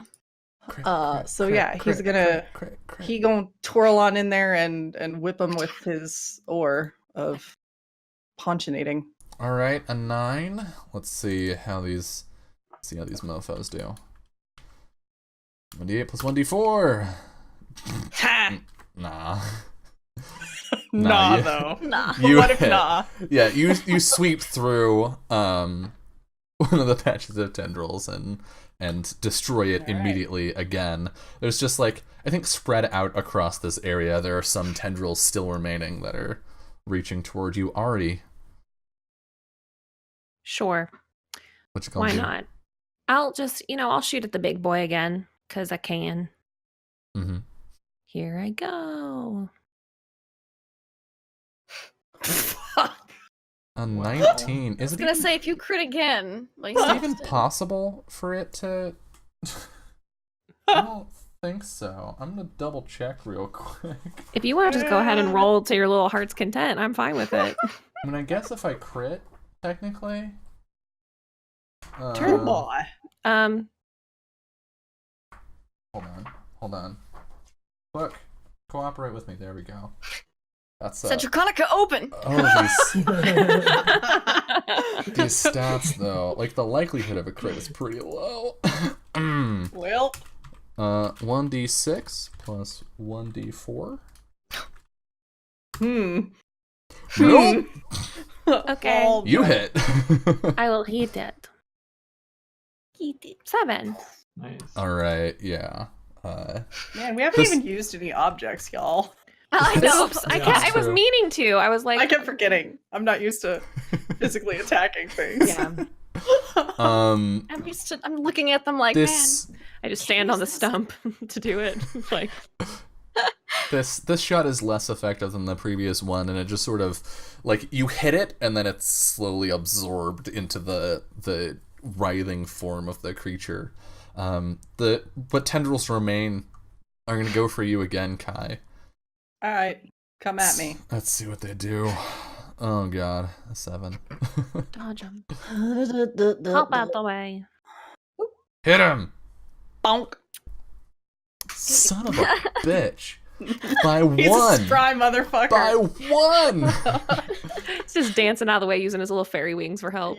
Yeah, they Glitter can't. everywhere. They can't do anything. But again, the larger shape in the back rears up, and you see the bubbling in the marshland, and this wave Uh-oh.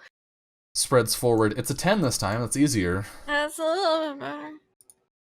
Ha. Oh, sorry. Nope. No. Hey, Migi. Hey! Honoka. Yeah, the two in the back managed to spring out of the way. But the two of you in up the front just eat it all. yeah, you take 7 before armor. Learned As from last time. these spikes press you back again. I was busy doing a fight. Yeah. Honoka. Yep.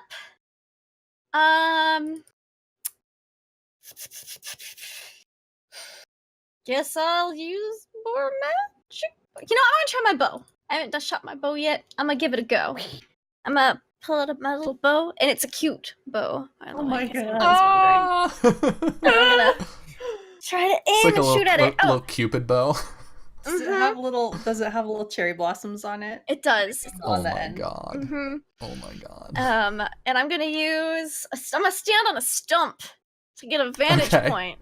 Yeah. I Yeah. can see the target better. Yeah, there we go. Accuracy. Boop. Okay. So I hit it, hopefully. Damn. Yeah, let's see if it can crit. D64. Nope. Yeah, you hit. Go ahead and roll Cool. damage. Yeah. Oh. Oh. You your arrow flies across the battlefield and hits a rock that's sort of caught in the moving tendrils and has no effect. Migi. Yeah, I think Migi says, I think our idea of shooting stars are a little bit different. And she takes a step forward. Oh? Really? I'm here to learn. And then her hands kind of like turn into little like claws, and then she just goes, like a hot dagger scouring the flesh of the sky. Shooting star. And like literally the way that she described it, it looks like a knife just like cuts through the sky and like a trail of like blood behind it, and then it like pierces. I'm aiming at the statue. Yeah. Jeez. Alright, roll it. We do have very different aesthetics. think? That does not beat its condition. So it just knifes into the marsh with a wet sound that's eerily similar to hitting flesh. Ooh, gross. Kai, you've got one set of tendrils between you and this thing. Golly gee, what am I gonna do on my turn? I guess I'll try to hit it. All right, yeah, he's basically still doing his like twirling around kind of thing, and with the momentum brings the back end of the echo up to slam down on it. All right, roll it. Oh my god. Yeah. Okay. Yeah, it's gone. And with that, the battlefield gets a little bit smaller. You have free access to this thing. Ari, it is your turn. Yeah, I think that when he sees Kai kind of deal with the last set of tendrils, he swings his bow back over his shoulder and pulls out his light blade. And he's running towards this thing. I'm gonna slash at it. All right. And you know what? I'll splash it or something. The puddle. Okay. I'll give myself the cover of a puddle, big old puddle splash. How's that? All right. Yeah. Okay, here I go.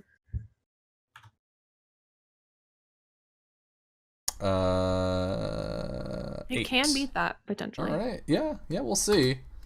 Not with these rolls. Not today. All right. Roll. Yeah. Not today, swamp monster. Yeah. 6. All right. So you swing the light blade into it. What is your light blade? Like what It's kind of weapon basically is it? just like it's basically just like a short sword. Okay. Yeah, you swing into it and it's gooey and resistant. It's not you know what it feels like to hit a person with a short sword, obviously. But this is just like viscous. It's like trying to pull your knife through peanut butter. Love it. And there are no more tendrils, so they're not going to do anything. But this thing, I think your sword gets sort of stuck in it, and then it's gonna try and hit you with one of its arms. Let's roll accuracy. 15. So roll a dodge. Oh, 13. And it slams down. Ooh, for 9 damage. It just like you swing the sword into it after you splash up the water, and I think are you cocky? Are you like, I've got this. This is fine. No. No. Okay. So rather than seeing like your face fall, you know what's coming the moment your sword is stuck. As this large, just jet black limb swings down into you, and in addition to the 9 damage you take, you also suffer injury 6 as I'm immune to injury. Oh shit! Get fucked. You would. It would rot you away where it touches you. But you drank little bits of rotting poison over a long period of time. And you're just like, this is nothing. Do your worst, stick man. You take your damage. And we wrap back around to Honoka. How's this swampy thing looking? It's real hard to tell. Okay, I wasn't sure if it was really drippy goopy or just kind of Not really. It looks about the same as when you started. Okay, I'm gonna try to shoot with my bow again. Okay. And I'm gonna stand on some rocks to get another good vantage point. Okay. Cause why not? That was not the button I meant to click. There we go. 12? 13, because you get a +1 Oh yeah. from your rocks. And let's see. Dodge! No, you hit. Go ahead and roll your damage. 7. That's a lot better. Yeah. Yeah. That actually deals damage to it, and it pulls its arm back, and Ari, you manage to free your sword as it moves back into a different position. Migi. This thing seems impervious to magic. Seriously. I think she just kind of like grits her teeth and tries again. Okay. Shooting star. Another time. Go for it. Oh, she that mad. does it. Yep. Yeah. Fuel your magic with the power of your rage. This one is. I think it's a spirit die. It's a spirit. Yeah, 2 Uh, spirits. Shooting Yeah. star? Spirit. Mhm. Yeah.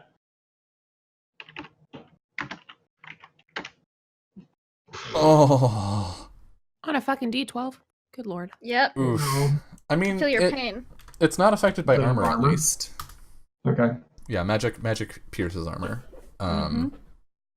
And I think there's this screeching sound like nails on a chalkboard as it sears down from the sky.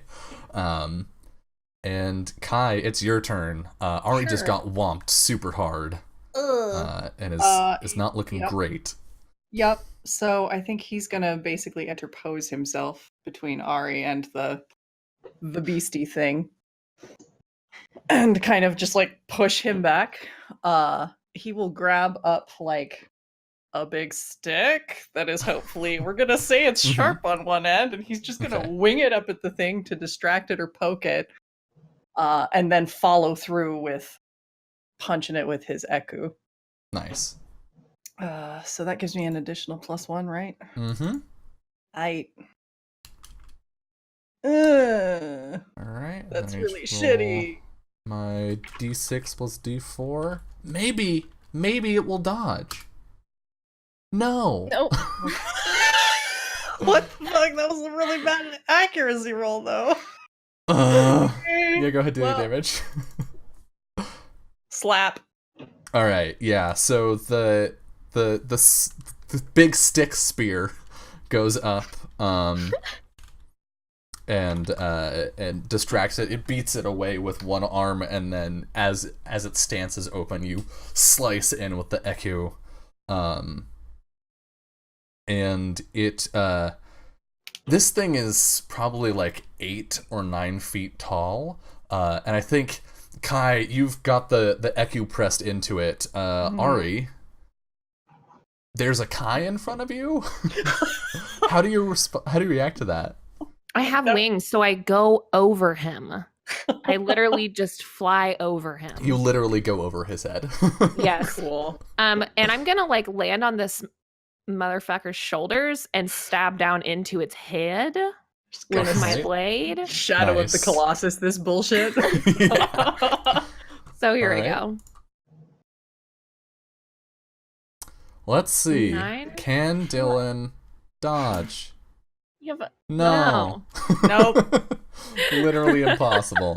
Go ahead and do your damage. 4. It's barely effective. The thing is, I'm on its head now. Yeah, I think you like bury the sword like to the hilt into it, and it just doesn't hit anything, right? And you realize that there are no vital organs on this creature. But is there a stone in it? I mean, probably somewhere deep in it, but again, like 9 feet tall. Yeah. So you just notice that like no portion of this creature is more or less vulnerable than any of the others.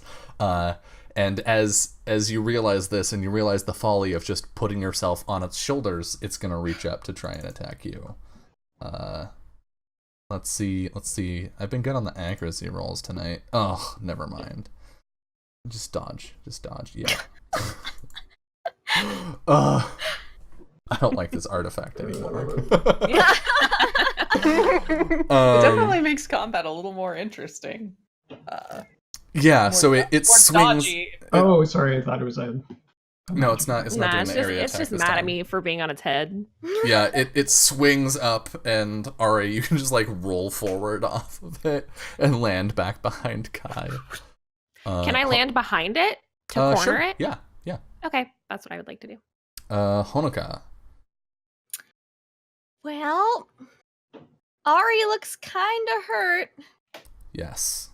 I guess I could heal him.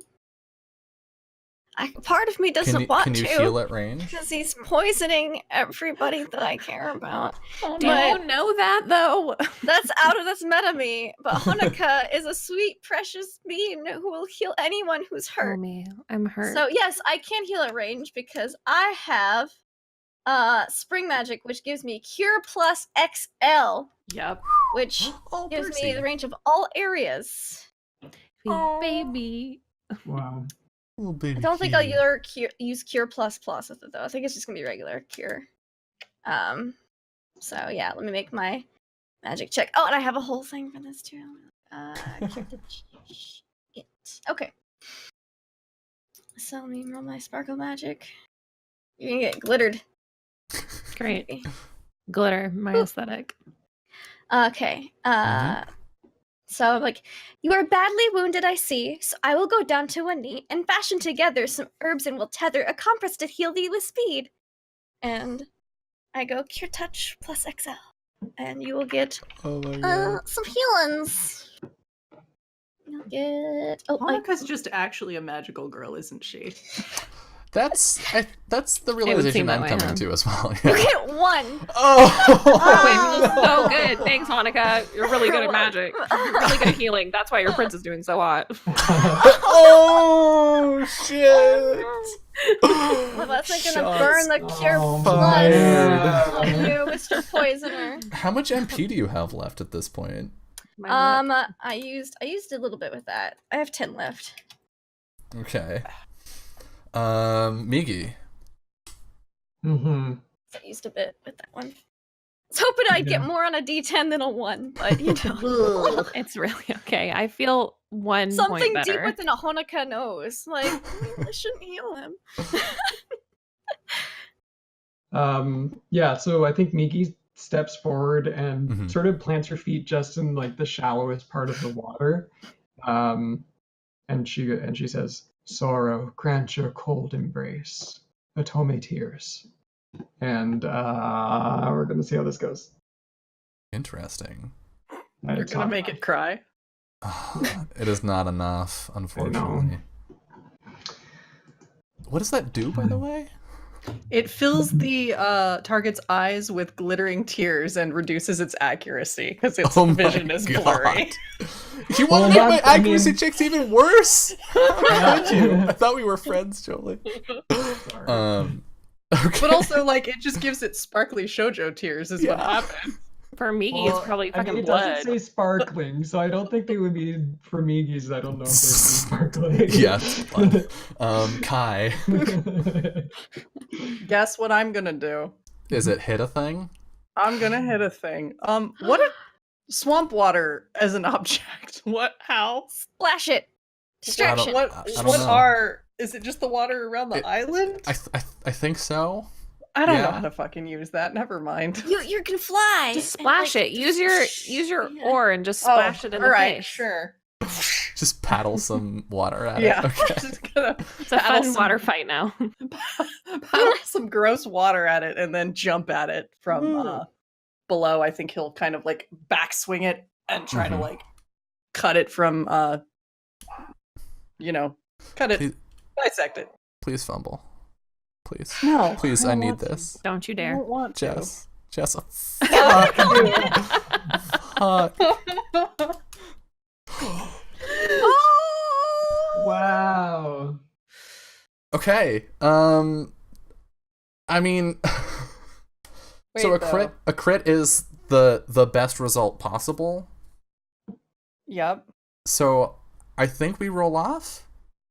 If that seems fair. I guess. Do we Because- go by the end result number or do we? How do you mean?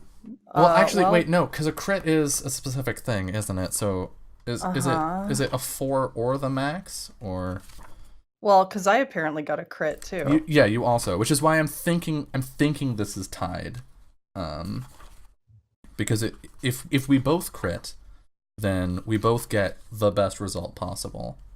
Where is criticals? Fumbles. Critical success happens anytime both dice roll for chest come up either as 6s or showing the maximum value for their. So yeah, they are both crits. Okay. So So we count that as a tie, even though technically the numbers are different? yes. Okay. Mhm. So go ahead and roll accuracy again.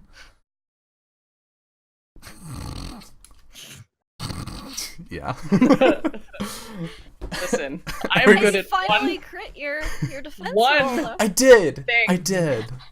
And it was still only a 10. Yep.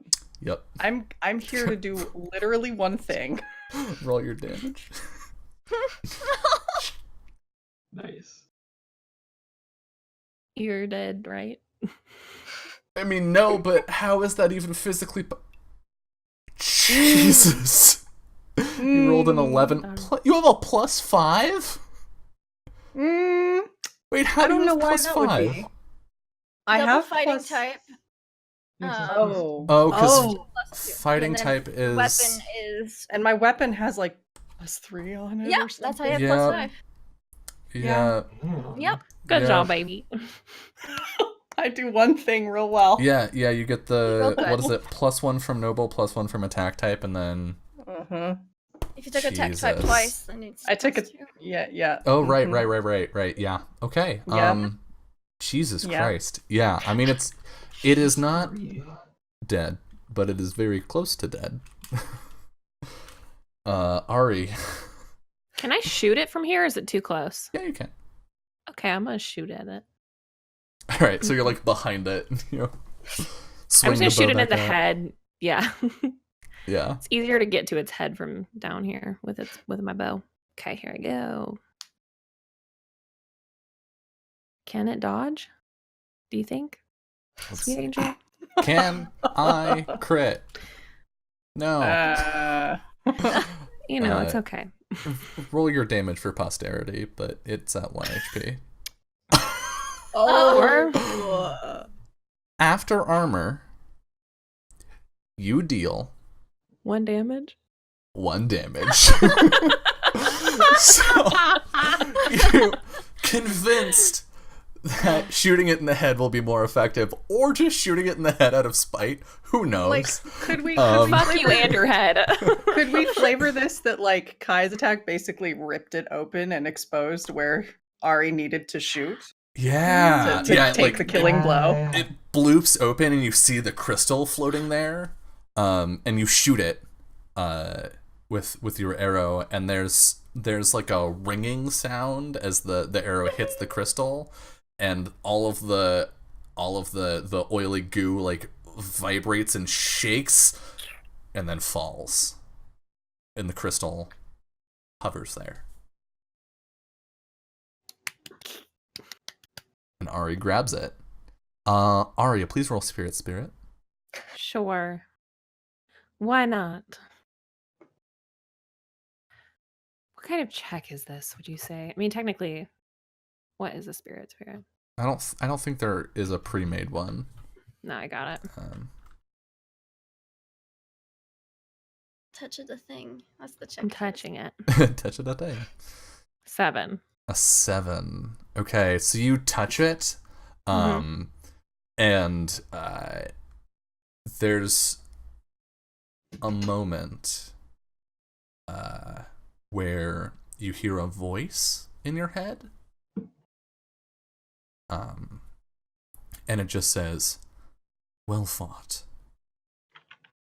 and then it's gone. And I got it. Yeah. Cool. Yeah, I pull it down and I have like one of those like wraps that goes around my sword, Mm-hmm. and I wrap the crystal in it and sling it over my back like a fucking sword. What do the rest of you do? Well, after seeing Ari get wailed on by that thing, Kai's gonna rush over after he's shaken some of the goop off of his oar into the swamp. He's just like, you all right? I've been better. Does anyone require any healing? He does. Okay. Just silence. He's not gonna say yes, but he's not gonna say no either. That's very true. Also, I've watched you try to heal me before. How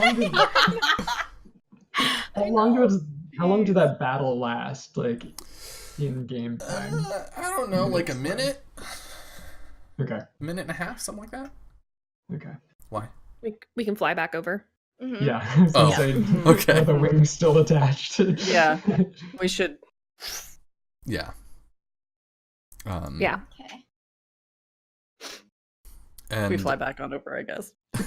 yeah.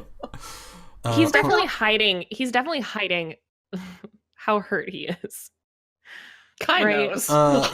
roll Dex and Strength, Ari, to see how well you can hide your injuries. Okay. See how well you can just be like, oh yeah, I'm fine. Dex and strength. Yes. I can make a healer check. Can I see through this bullshit because of Yeah, you can our contest. history? You can contest with perception. 9. I'm Yeah. fine. Okay, but can I petition for a little bit of some kind of boost here because I know him fucking pretty well? I'll leave that up to Summer. Do you wanna He's let Kai have a fine. +1 or? Got a 9 too. Totally I mean, fine. sure. I'm sure that's fine. You can have Okay. a +1. Okay. You would know. Yeah. So The only one who Monica and can Miggy tell. are both like, oh yeah, he's fine. He's doing good. Kai, He's all right. not only do you know Ari, right, but you've seen people on the battlefield doing this, where they're trying to play off their wounds so that they look like they were more successful in battle than they actually were. And you see it in like the way that he limps just a little bit, and he's like much more careful getting onto Kima than he was before. Yep. When he walks past him, he's gonna just lean his elbow into one of the spots where that injury is, bumping him accidentally. Sorry. You sure you're all right? I will be. Why don't you let her actually try to do her damn job? She can try. Hey, Honoka? Yes. Can you come patch this liar up? Yes, I can most certainly do that. And I will start crunching up some herbs. All Hey, right. you have herbs to spend. I do. You got an I herbs do. today. I do. Anyone who's British and watching this is Some screaming. herbs. And herbs. And hips. Yeah. I like to think, now question, Dylan. That Yes. lovely morning glory that I got today. Yes. Does Hanukkah think that the prince would be better off with that herb? Having a condition of score of 6 the next day? Because a 6 isn't great, but it could be better than what he's had lately. It would let him have a good night's sleep. Okay.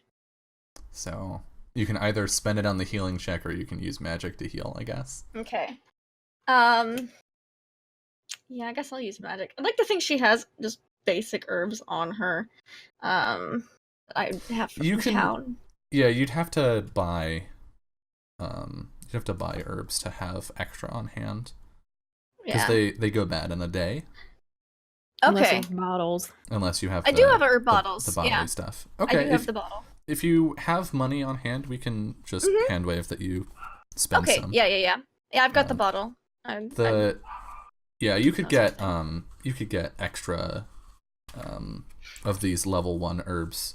Either the Sweet. Sunset Hime Apple or the Crowned Morning Glory. You can get those for Okay. 100 a pop. Yeah. She'll probably have several of the Crown Morning Glories then. So yeah, she'll get. Alright, sure. Yeah. Spend one of those. I'll do my checks. Healing. Healing. 7. What do you gotta beat? No, it's not the beat. That's just how much they get back. Oh, nice. Yeah, so you get to heal up 7 HP, Ari. That you feel significantly better. Yeah, for sure. Mm-hmm. It's just the herb is the cost, so there's no thing to Mhm. beat. Yeah. Gotcha. Right. All right. Anything else before you head back?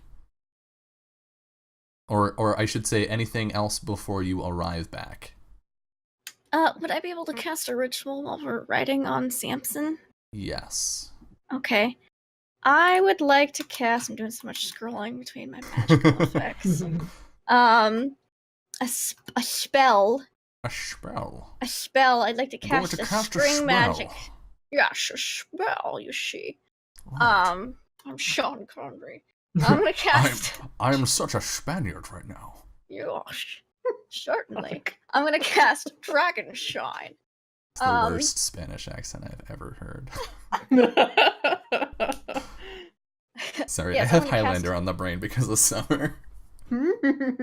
Dragon Sign, which is a brightly lit signal shines in the sky. The signal may contain up to 140 characters. and may be made visible only to any one chosen person if the caster wishes. The chosen person can sense the message exists in the sky, but cannot know the contents until they read it. So when it's getting closer to, when like lunchtime, or when I know he'd be taking one of the medicines and stuff, like he'd be out of the meeting chamber, I'll cast that and basically just let him know we're on our way back. We got the artifact, it's a crystal, and Ari has it. Ari says no. Count on Honoka to report everything. Yeah.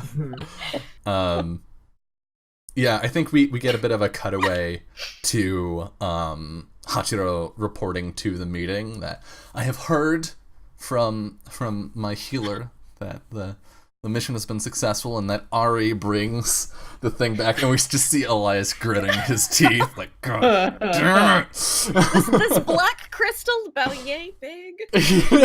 Yeah. Here's a crude drawing of it. Yeah, Hachiro describes it, and Elias is just like digging his nails into the table. There was definitely a reminder to drink his tea. He does not. He's so mention busy that reading, part. he just reads that part out loud and stops halfway through. Oh, man, that's about me. Sorry. I love you. P.S. Just kidding. I love you. I hope you're doing okay. Yeah, sorry guys. I saw that spell and I was like, oh my god, would totally have that. It's literally her just texting him all day, every day. Yeah. Hope you're okay. Miss you. We're Do okay, any of you everything's want to fine. talk with each other while you have the relative privacy of the road before you get back to the palace? Or are we? He says pointedly.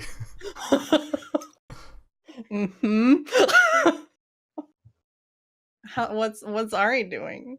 Leading the way, like nothing's wrong. Because I won. You're gonna get back and be like, everybody knows.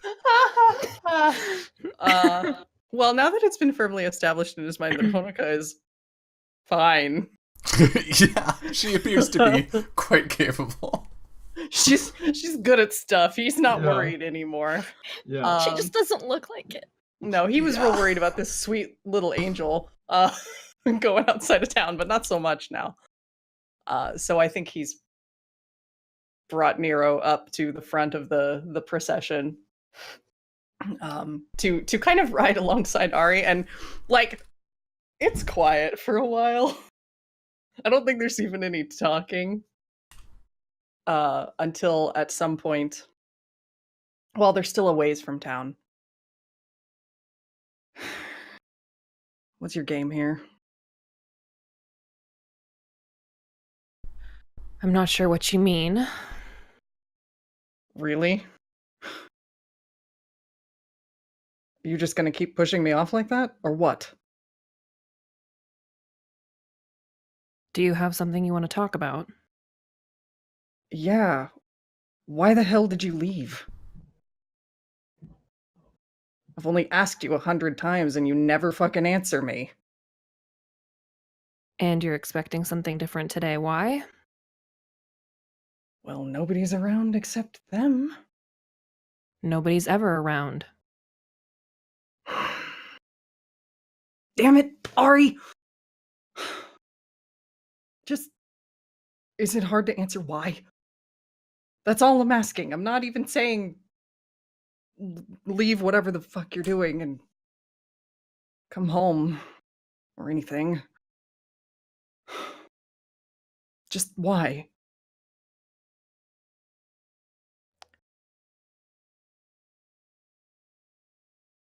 And you'll just let it go after that? If I said why? You'd feel better somehow? If you want me to, I guess. I don't have a choice.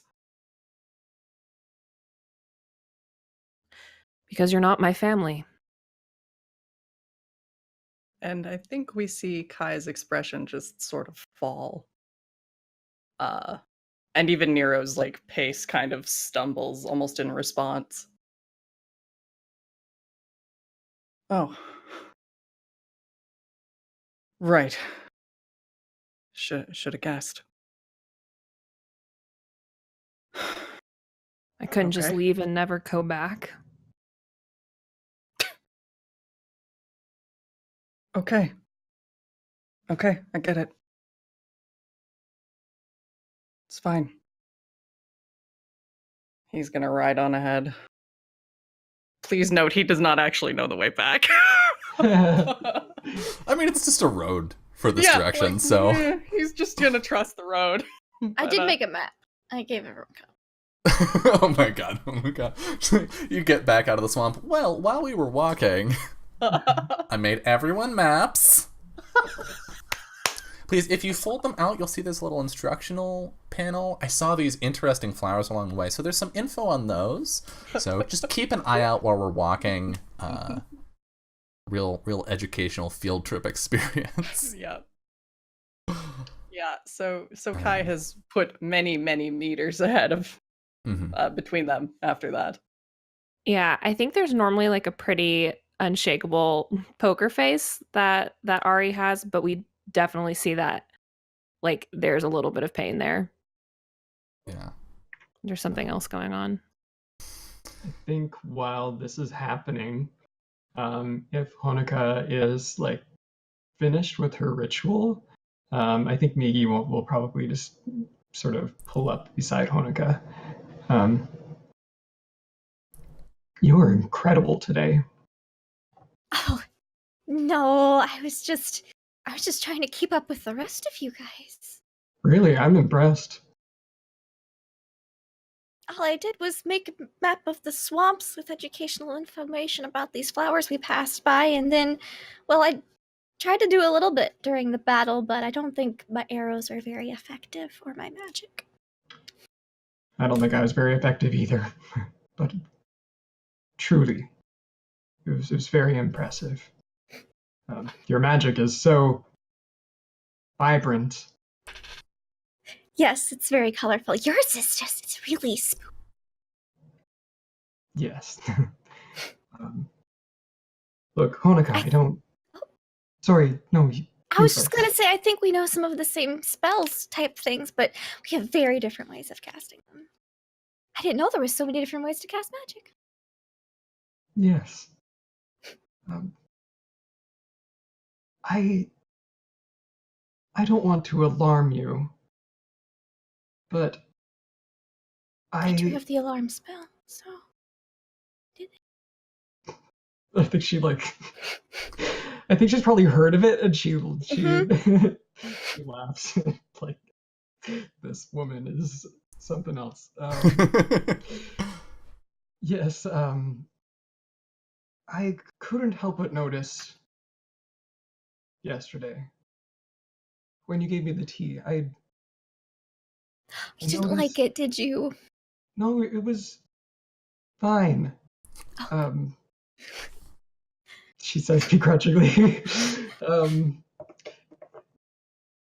I noticed some other things in the room, and I get a sense that your prince is unwell. And I also got the sense that you did not want to share that with me. Which is why I want to approach this conversation with delicacy. He is feeling a little bit under the weather. I think this is when it's her turn to get the little, like the little lines Kai did earlier. But I'm doing my best. He has a lot of symptoms. And I'm really hoping that I'm able to find some type of herbal remedy out here. I've heard stories about some things that are quite good in this area that might fix it. Right. Well, if you don't mind me asking, how long has this been going on? How long has it been going on? I think we established it's been like 2 years or so. 2 years, yeah, okay. So it's just kind of gonna be like, I'm not really supposed to tell you, but I'm really bad about keeping my mouth shut. And you seem to know herbs and notice things, so maybe this could be like a help. I'm not really supposed to tell anyone, but maybe seem to be knowledgeable about some herbs and the like, as you were able to apparently deduce from the equipment that I had. Like a year or two. It's been a little while. Right. A year or two. Did anything precipitate the illness? Any event? Well, the princess never had the best constitution. Right. But was there like a turning point? I don't think so. Not that you've pinned down. Mm-hmm. No, nothing in particular. It grew worse about 2 years ago, give or take, a few days or a couple weeks, but there wasn't anything like he wasn't suddenly drastically ill overnight. It kind of just crept up. And no improvement at all. No, I've been able to keep it fairly stable for the most part, but I'm looking into alternate treatment methods at this point because there hasn't been improvement after this long. Obviously, something else needs to be done. So. Right. I'm so sorry to hear that. It's all right. I found this morning, and I'll pull up my herb jar with some of the herb that I used to heal Ari. Like, I'm really hoping that this helps a bit. Do you have any guesses as to what his ailment might be? Well, and she'll just go into like detailed medical things. I'm like, well, if it creeps up at this time of day typically, and it gets a little better. He feels usually pretty decent in the morning, and then it kind of deteriorates as he does it stuff during the day, and yada yada symptoms. Using this herb to remedy that, and side effect this. Mm-hmm. She's got like a notebook. It's just lazy, and then I give him this tea that contains this, and then this tea that contains that, and then this. She's got it all written down. Well, in a cute notebook. It's got little hearts and stickers on it and stuff. Yeah, I think Miki like sort of is generally sort of like looking at whatever you're trying, like nodding and listening as well. If you need any help investigating what could be the cause, I would be very interested in helping you. It is of great importance to our kingdom that all of us have a fair footing in this negotiation. And I know that not all kingdoms present are under the same assumption. Her eyes kind of flick ahead. I don't know how would notice. No, I think she'd be too busy being like, oh man, herb talk. Wait a minute, kingdom talk. And so can I like roll a negotiation or perception or a sense or a perception or something to get like a vibe? You can roll a perception, yeah. Okay. I don't think this is contested because you're not lying, right? No. Miki? Yeah, no. I'm just being subtle. Got an 8. That's good. Yeah. Hanukkah she's the kind of gullible that knows she can be gullible, and so she's gonna be like, oh no, did I say too much? Yeah, no, you get the sense that Miki is being straight with you here. Okay.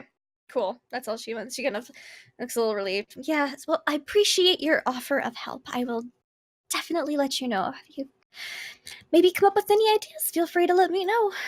Certainly. I wouldn't want anyone to take advantage of you. Or the prince. It would be terrible. Indeed. And then I think she kind of like strides forward. The crystal is confiscated and it's placed in a vault where all of the kingdoms have people on guard, which Elias is very upset about. And I think we can fast forward to your debriefs as you're called in to your various leaders' rooms. Kai, start with you. Kai does not show up. Okay, so Kai, we see Kai's room. And the door opens. He's pretty much just chilling on the bed, looking relaxed when you can't see his face. Yeah. And Cipriano is standing in the doorway, and he says, "So, this is what has you so busy. You decided you didn't need to stop in." I was gonna drop by later. Well, I'm here now. And he grabs a chair and sits down. Can it wait? Go ahead and roll a negotiation check. Sure. Actually, are you trying to hide that? Is Kai trying to hide that he's upset, or? He's trying. I don't Okay, think yeah, he's so- succeeding, to be so perfectly Go honest. ahead and roll negotiation. We'll see how it goes. Okay. Not great. Nah. And I think Cipriano had sort of a mildly irritated look on his face, and it changes. His brows furrow a little. Did something happen while you were gone? Just a rough fight. It's never gotten you He down doesn't before. really look particularly injured, though. Yeah. Well, if it would be better for you, if you can get me a written report before breakfast tomorrow, I'll accept that. Of course. My apologies. It won't happen again. Of course. Apology accepted. He moves to the door. General. He just kind of glances. I understand that this post is not easy for you. It isn't easy for any of us.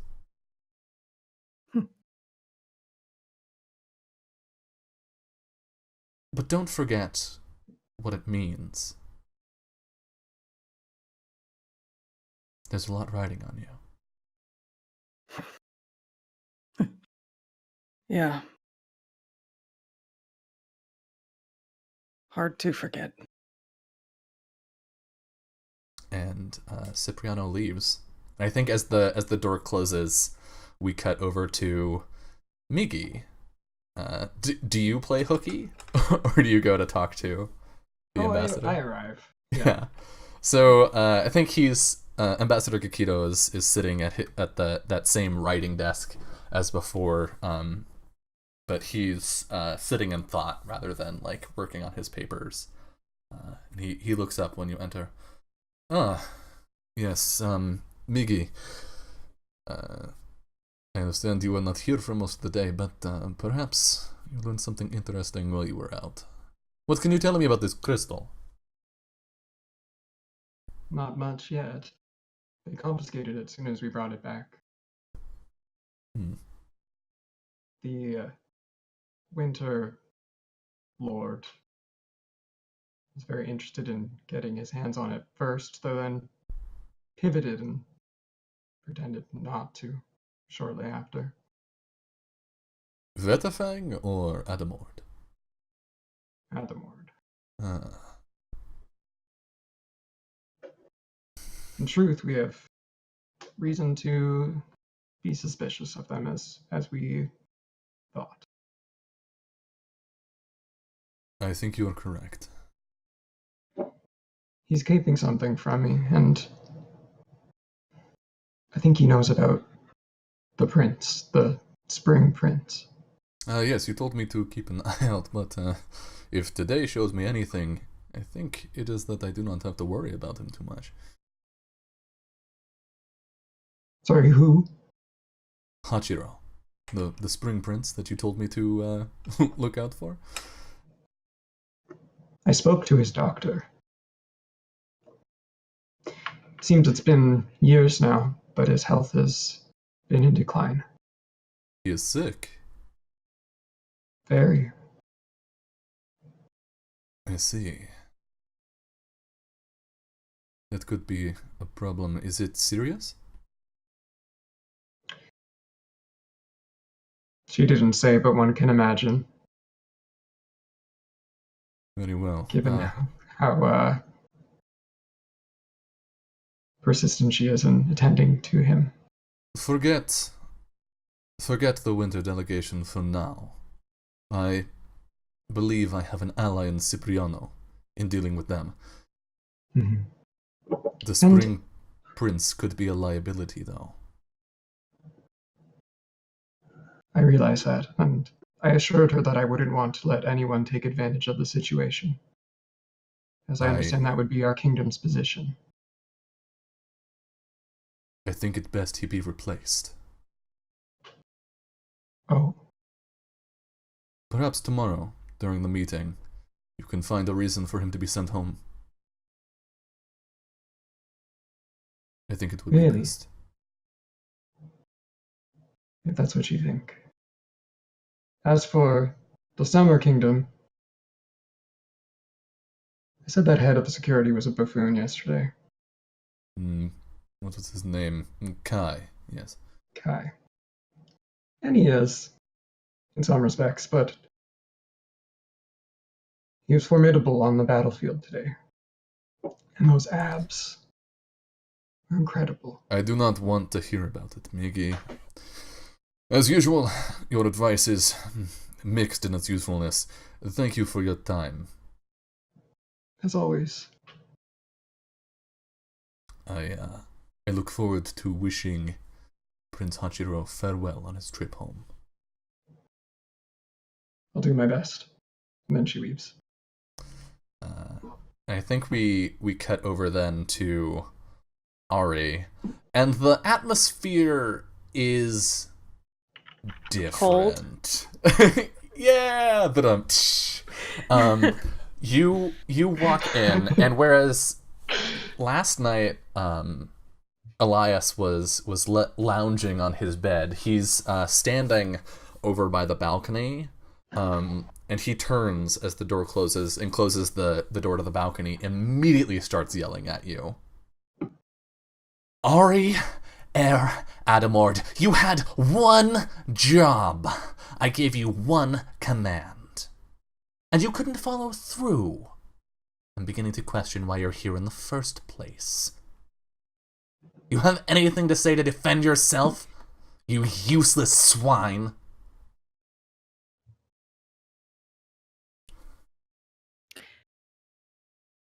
If you didn't know better, you would assume he had not heard a single word that this person has said. I think he was just kind of gazing off and then like vaguely turns his attention to him like, oh, did you say something?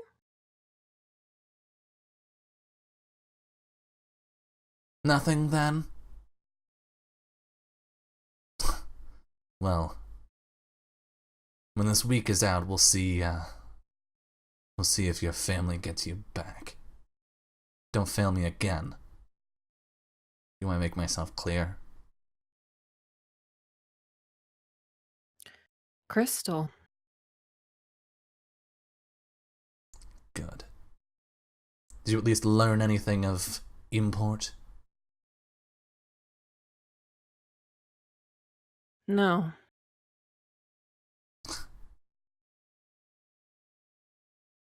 Be gone from my sight. I think I'm going to be sick.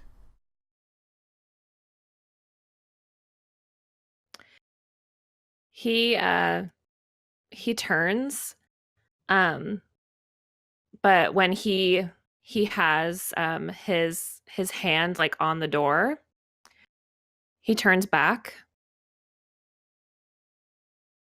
You're Prince, because I and my family allow you to be.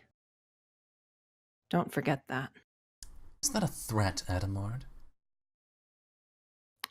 I thought that was pretty clear.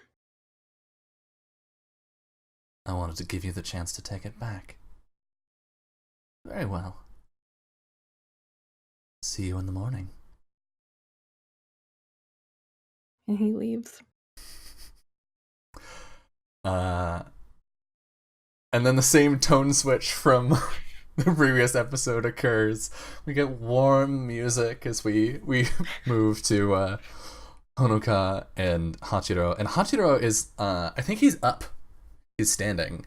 And he's looking out the window while you're working on the herbs. Or he's not even looking out the window. He's like pacing back and forth. I can't begin to tell you how well today went. You should have seen the look on Elias's face when I told him about your message. He was furious. Oh, God. I wish I could have been there to see it with you. I knew you'd want to know all about how the mission went. I couldn't fit it all into 140 characters, so the abbreviated version had to do. Honoka, even a word was enough. I'll admit, I was worried. I believed that you could do it, but I don't know. There's something in that Atom Lord man. I don't... He's very aloof. Even pretending that he wasn't injured when in fact he really was. He even had me fooled for a moment there. Well, pride is the downfall of many men, but I worry more that there's something sharper in there. Honoka, if you're going to be spending as much time around him as seems likely, I don't know, just look out for yourself, okay? Of course. I always do. Well. Just gotta be nice to him. You know what they say, kill him with kindness.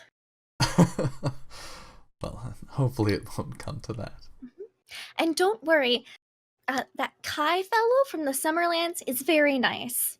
And That's was good to hear. excellent during the fight against there was a few little vines and a small little sludge creature that was guarding the artifact. But Kai took care of it. It was real easy and smooth. I think we get like a little pop-up balloon of what Hachiro is imagining. It's like a little slime, like a little like flan creature, and then like some tendrily vines. And while I had my initial reservations about Miki, I think that underneath that dark, spooky exterior is a softer, less spooky interior that really just wants the best for people. Well, I trust your judgment, Honoka. I must say, I was surprised. Also, I made a map of the swamp and the surrounding areas. Yeah, he takes a look at it, and like compared to your QC description, this is much more dire. And he's like, "Oh." She definitely drew some smiley faces on the flowers for his version of the map. It is still like, yeah. And then we went through the muddy bog, and like the we had it's to like pull topographical detail and stuff. And it's yeah, it does not look easy to pass. It's just a clear trail, just right through there. I'm real simple. I'm glad No you had problems. such an easy time of it. I must admit, I was surprised at how quickly Cipriano and Ambassador Gakido came to my defense when I spoke up against Elias this morning. I think they're suspicious too. I don't blame them. He looks very suspicious and grumpy. Well, perhaps we have more friends here than you previously believed. Perhaps. Also, I made you a new tea. You should drink it right before you go to bed tonight. I think it'll help you sleep. All right. Well, if anything has prepared me for tea, it has been this good day. Bottoms up. It doesn't taste any better, but At least it tastes different. Indeed. And I think we close on that scene But elsewhere, we see a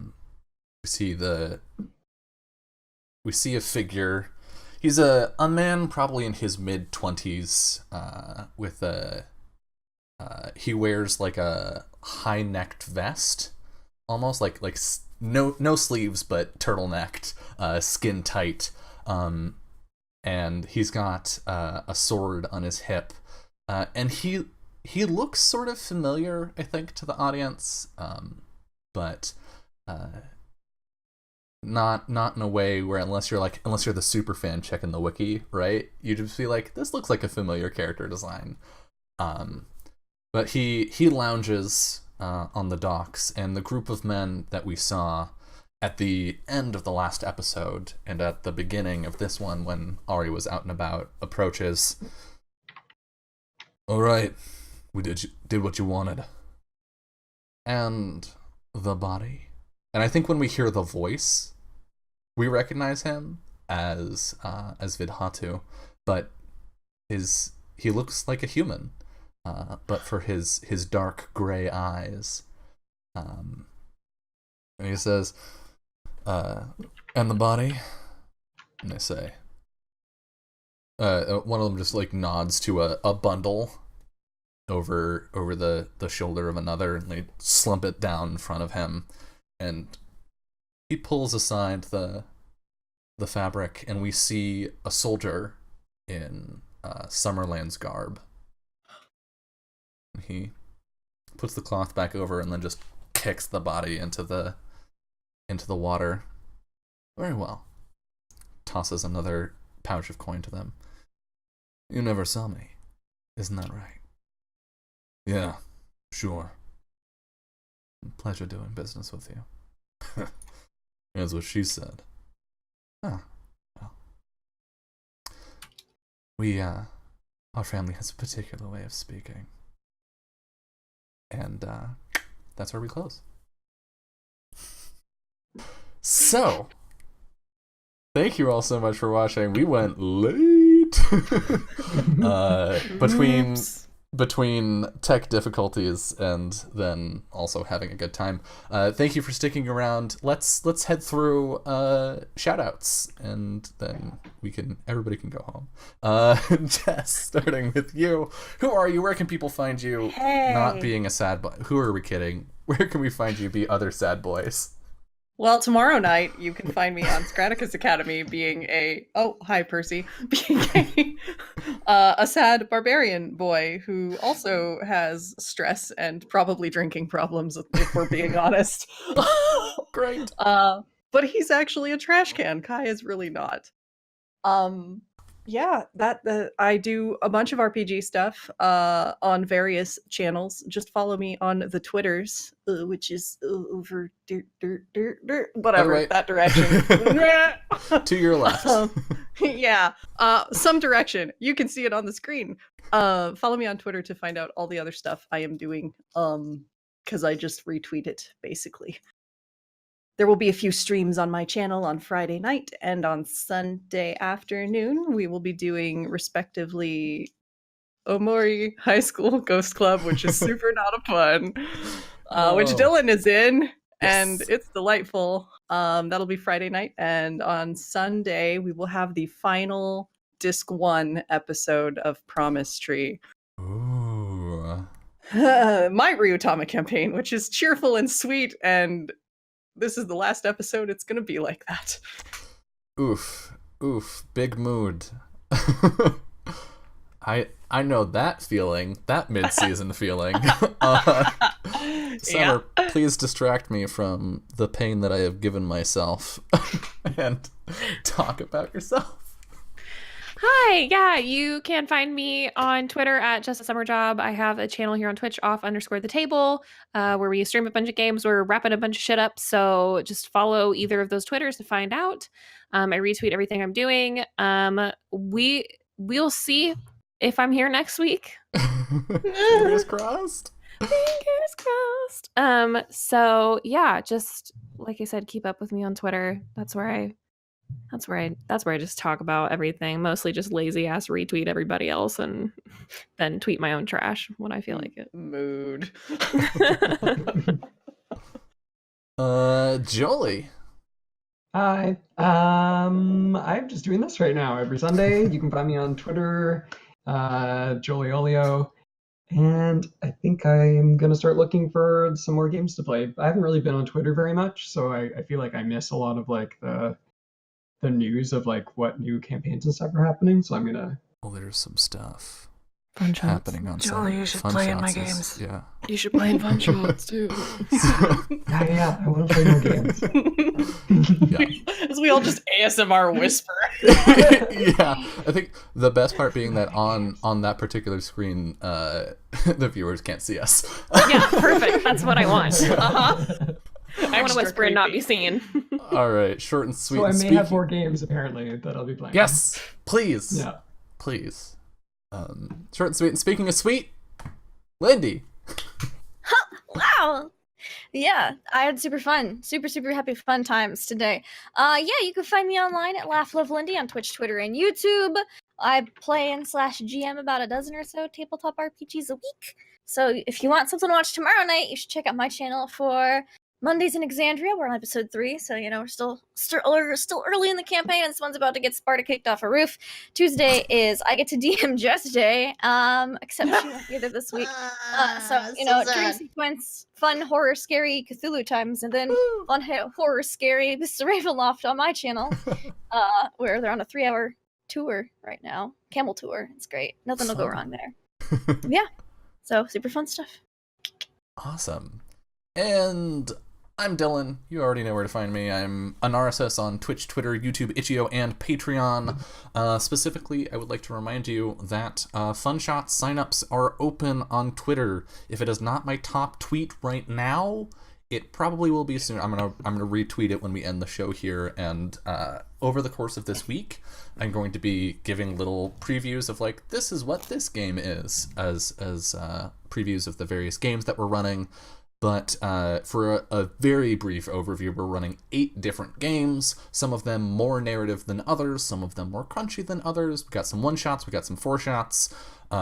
We've got one of my favorite games of all time, Dialect, in there, which I am running because I am greedy and I want it.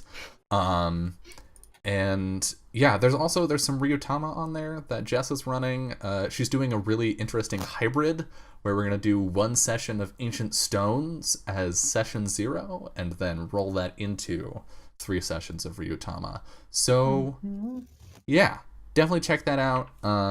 Thank you to everybody who watched and hung out tonight. Thank you to Grant Ellis for the 500 bits earlier tonight, and thank you TVM Rock for the 500 bits as well. Thank you both for donating to that channel-wide bit goal for the bonus one-shot of Monster of the Week. We are cooking right along on that. And as I mentioned last night, I'm starting to look at what kind of Monster of the Week I'm going to run, and I'm thinking either I'm going to go classic Victorian London, or I might try a modern day, like, urban, like, set it in literally in my backyard in San Francisco. We'll see. I'm bouncing back and forth. So if you're interested in seeing that and seeing some of the lovely people that you see on this and other shows, do that. Consider dropping bits while you're here. But that's it. I'm out of steam. I'm done. I'm tired. Thank you all so much for watching. Thank you to the 4 of you for playing and sticking around for an extra hour. But most importantly, look at Tristan being cute in the background of Jess's camera. No. And beyond that, have a wonderful rest of your night. Good night.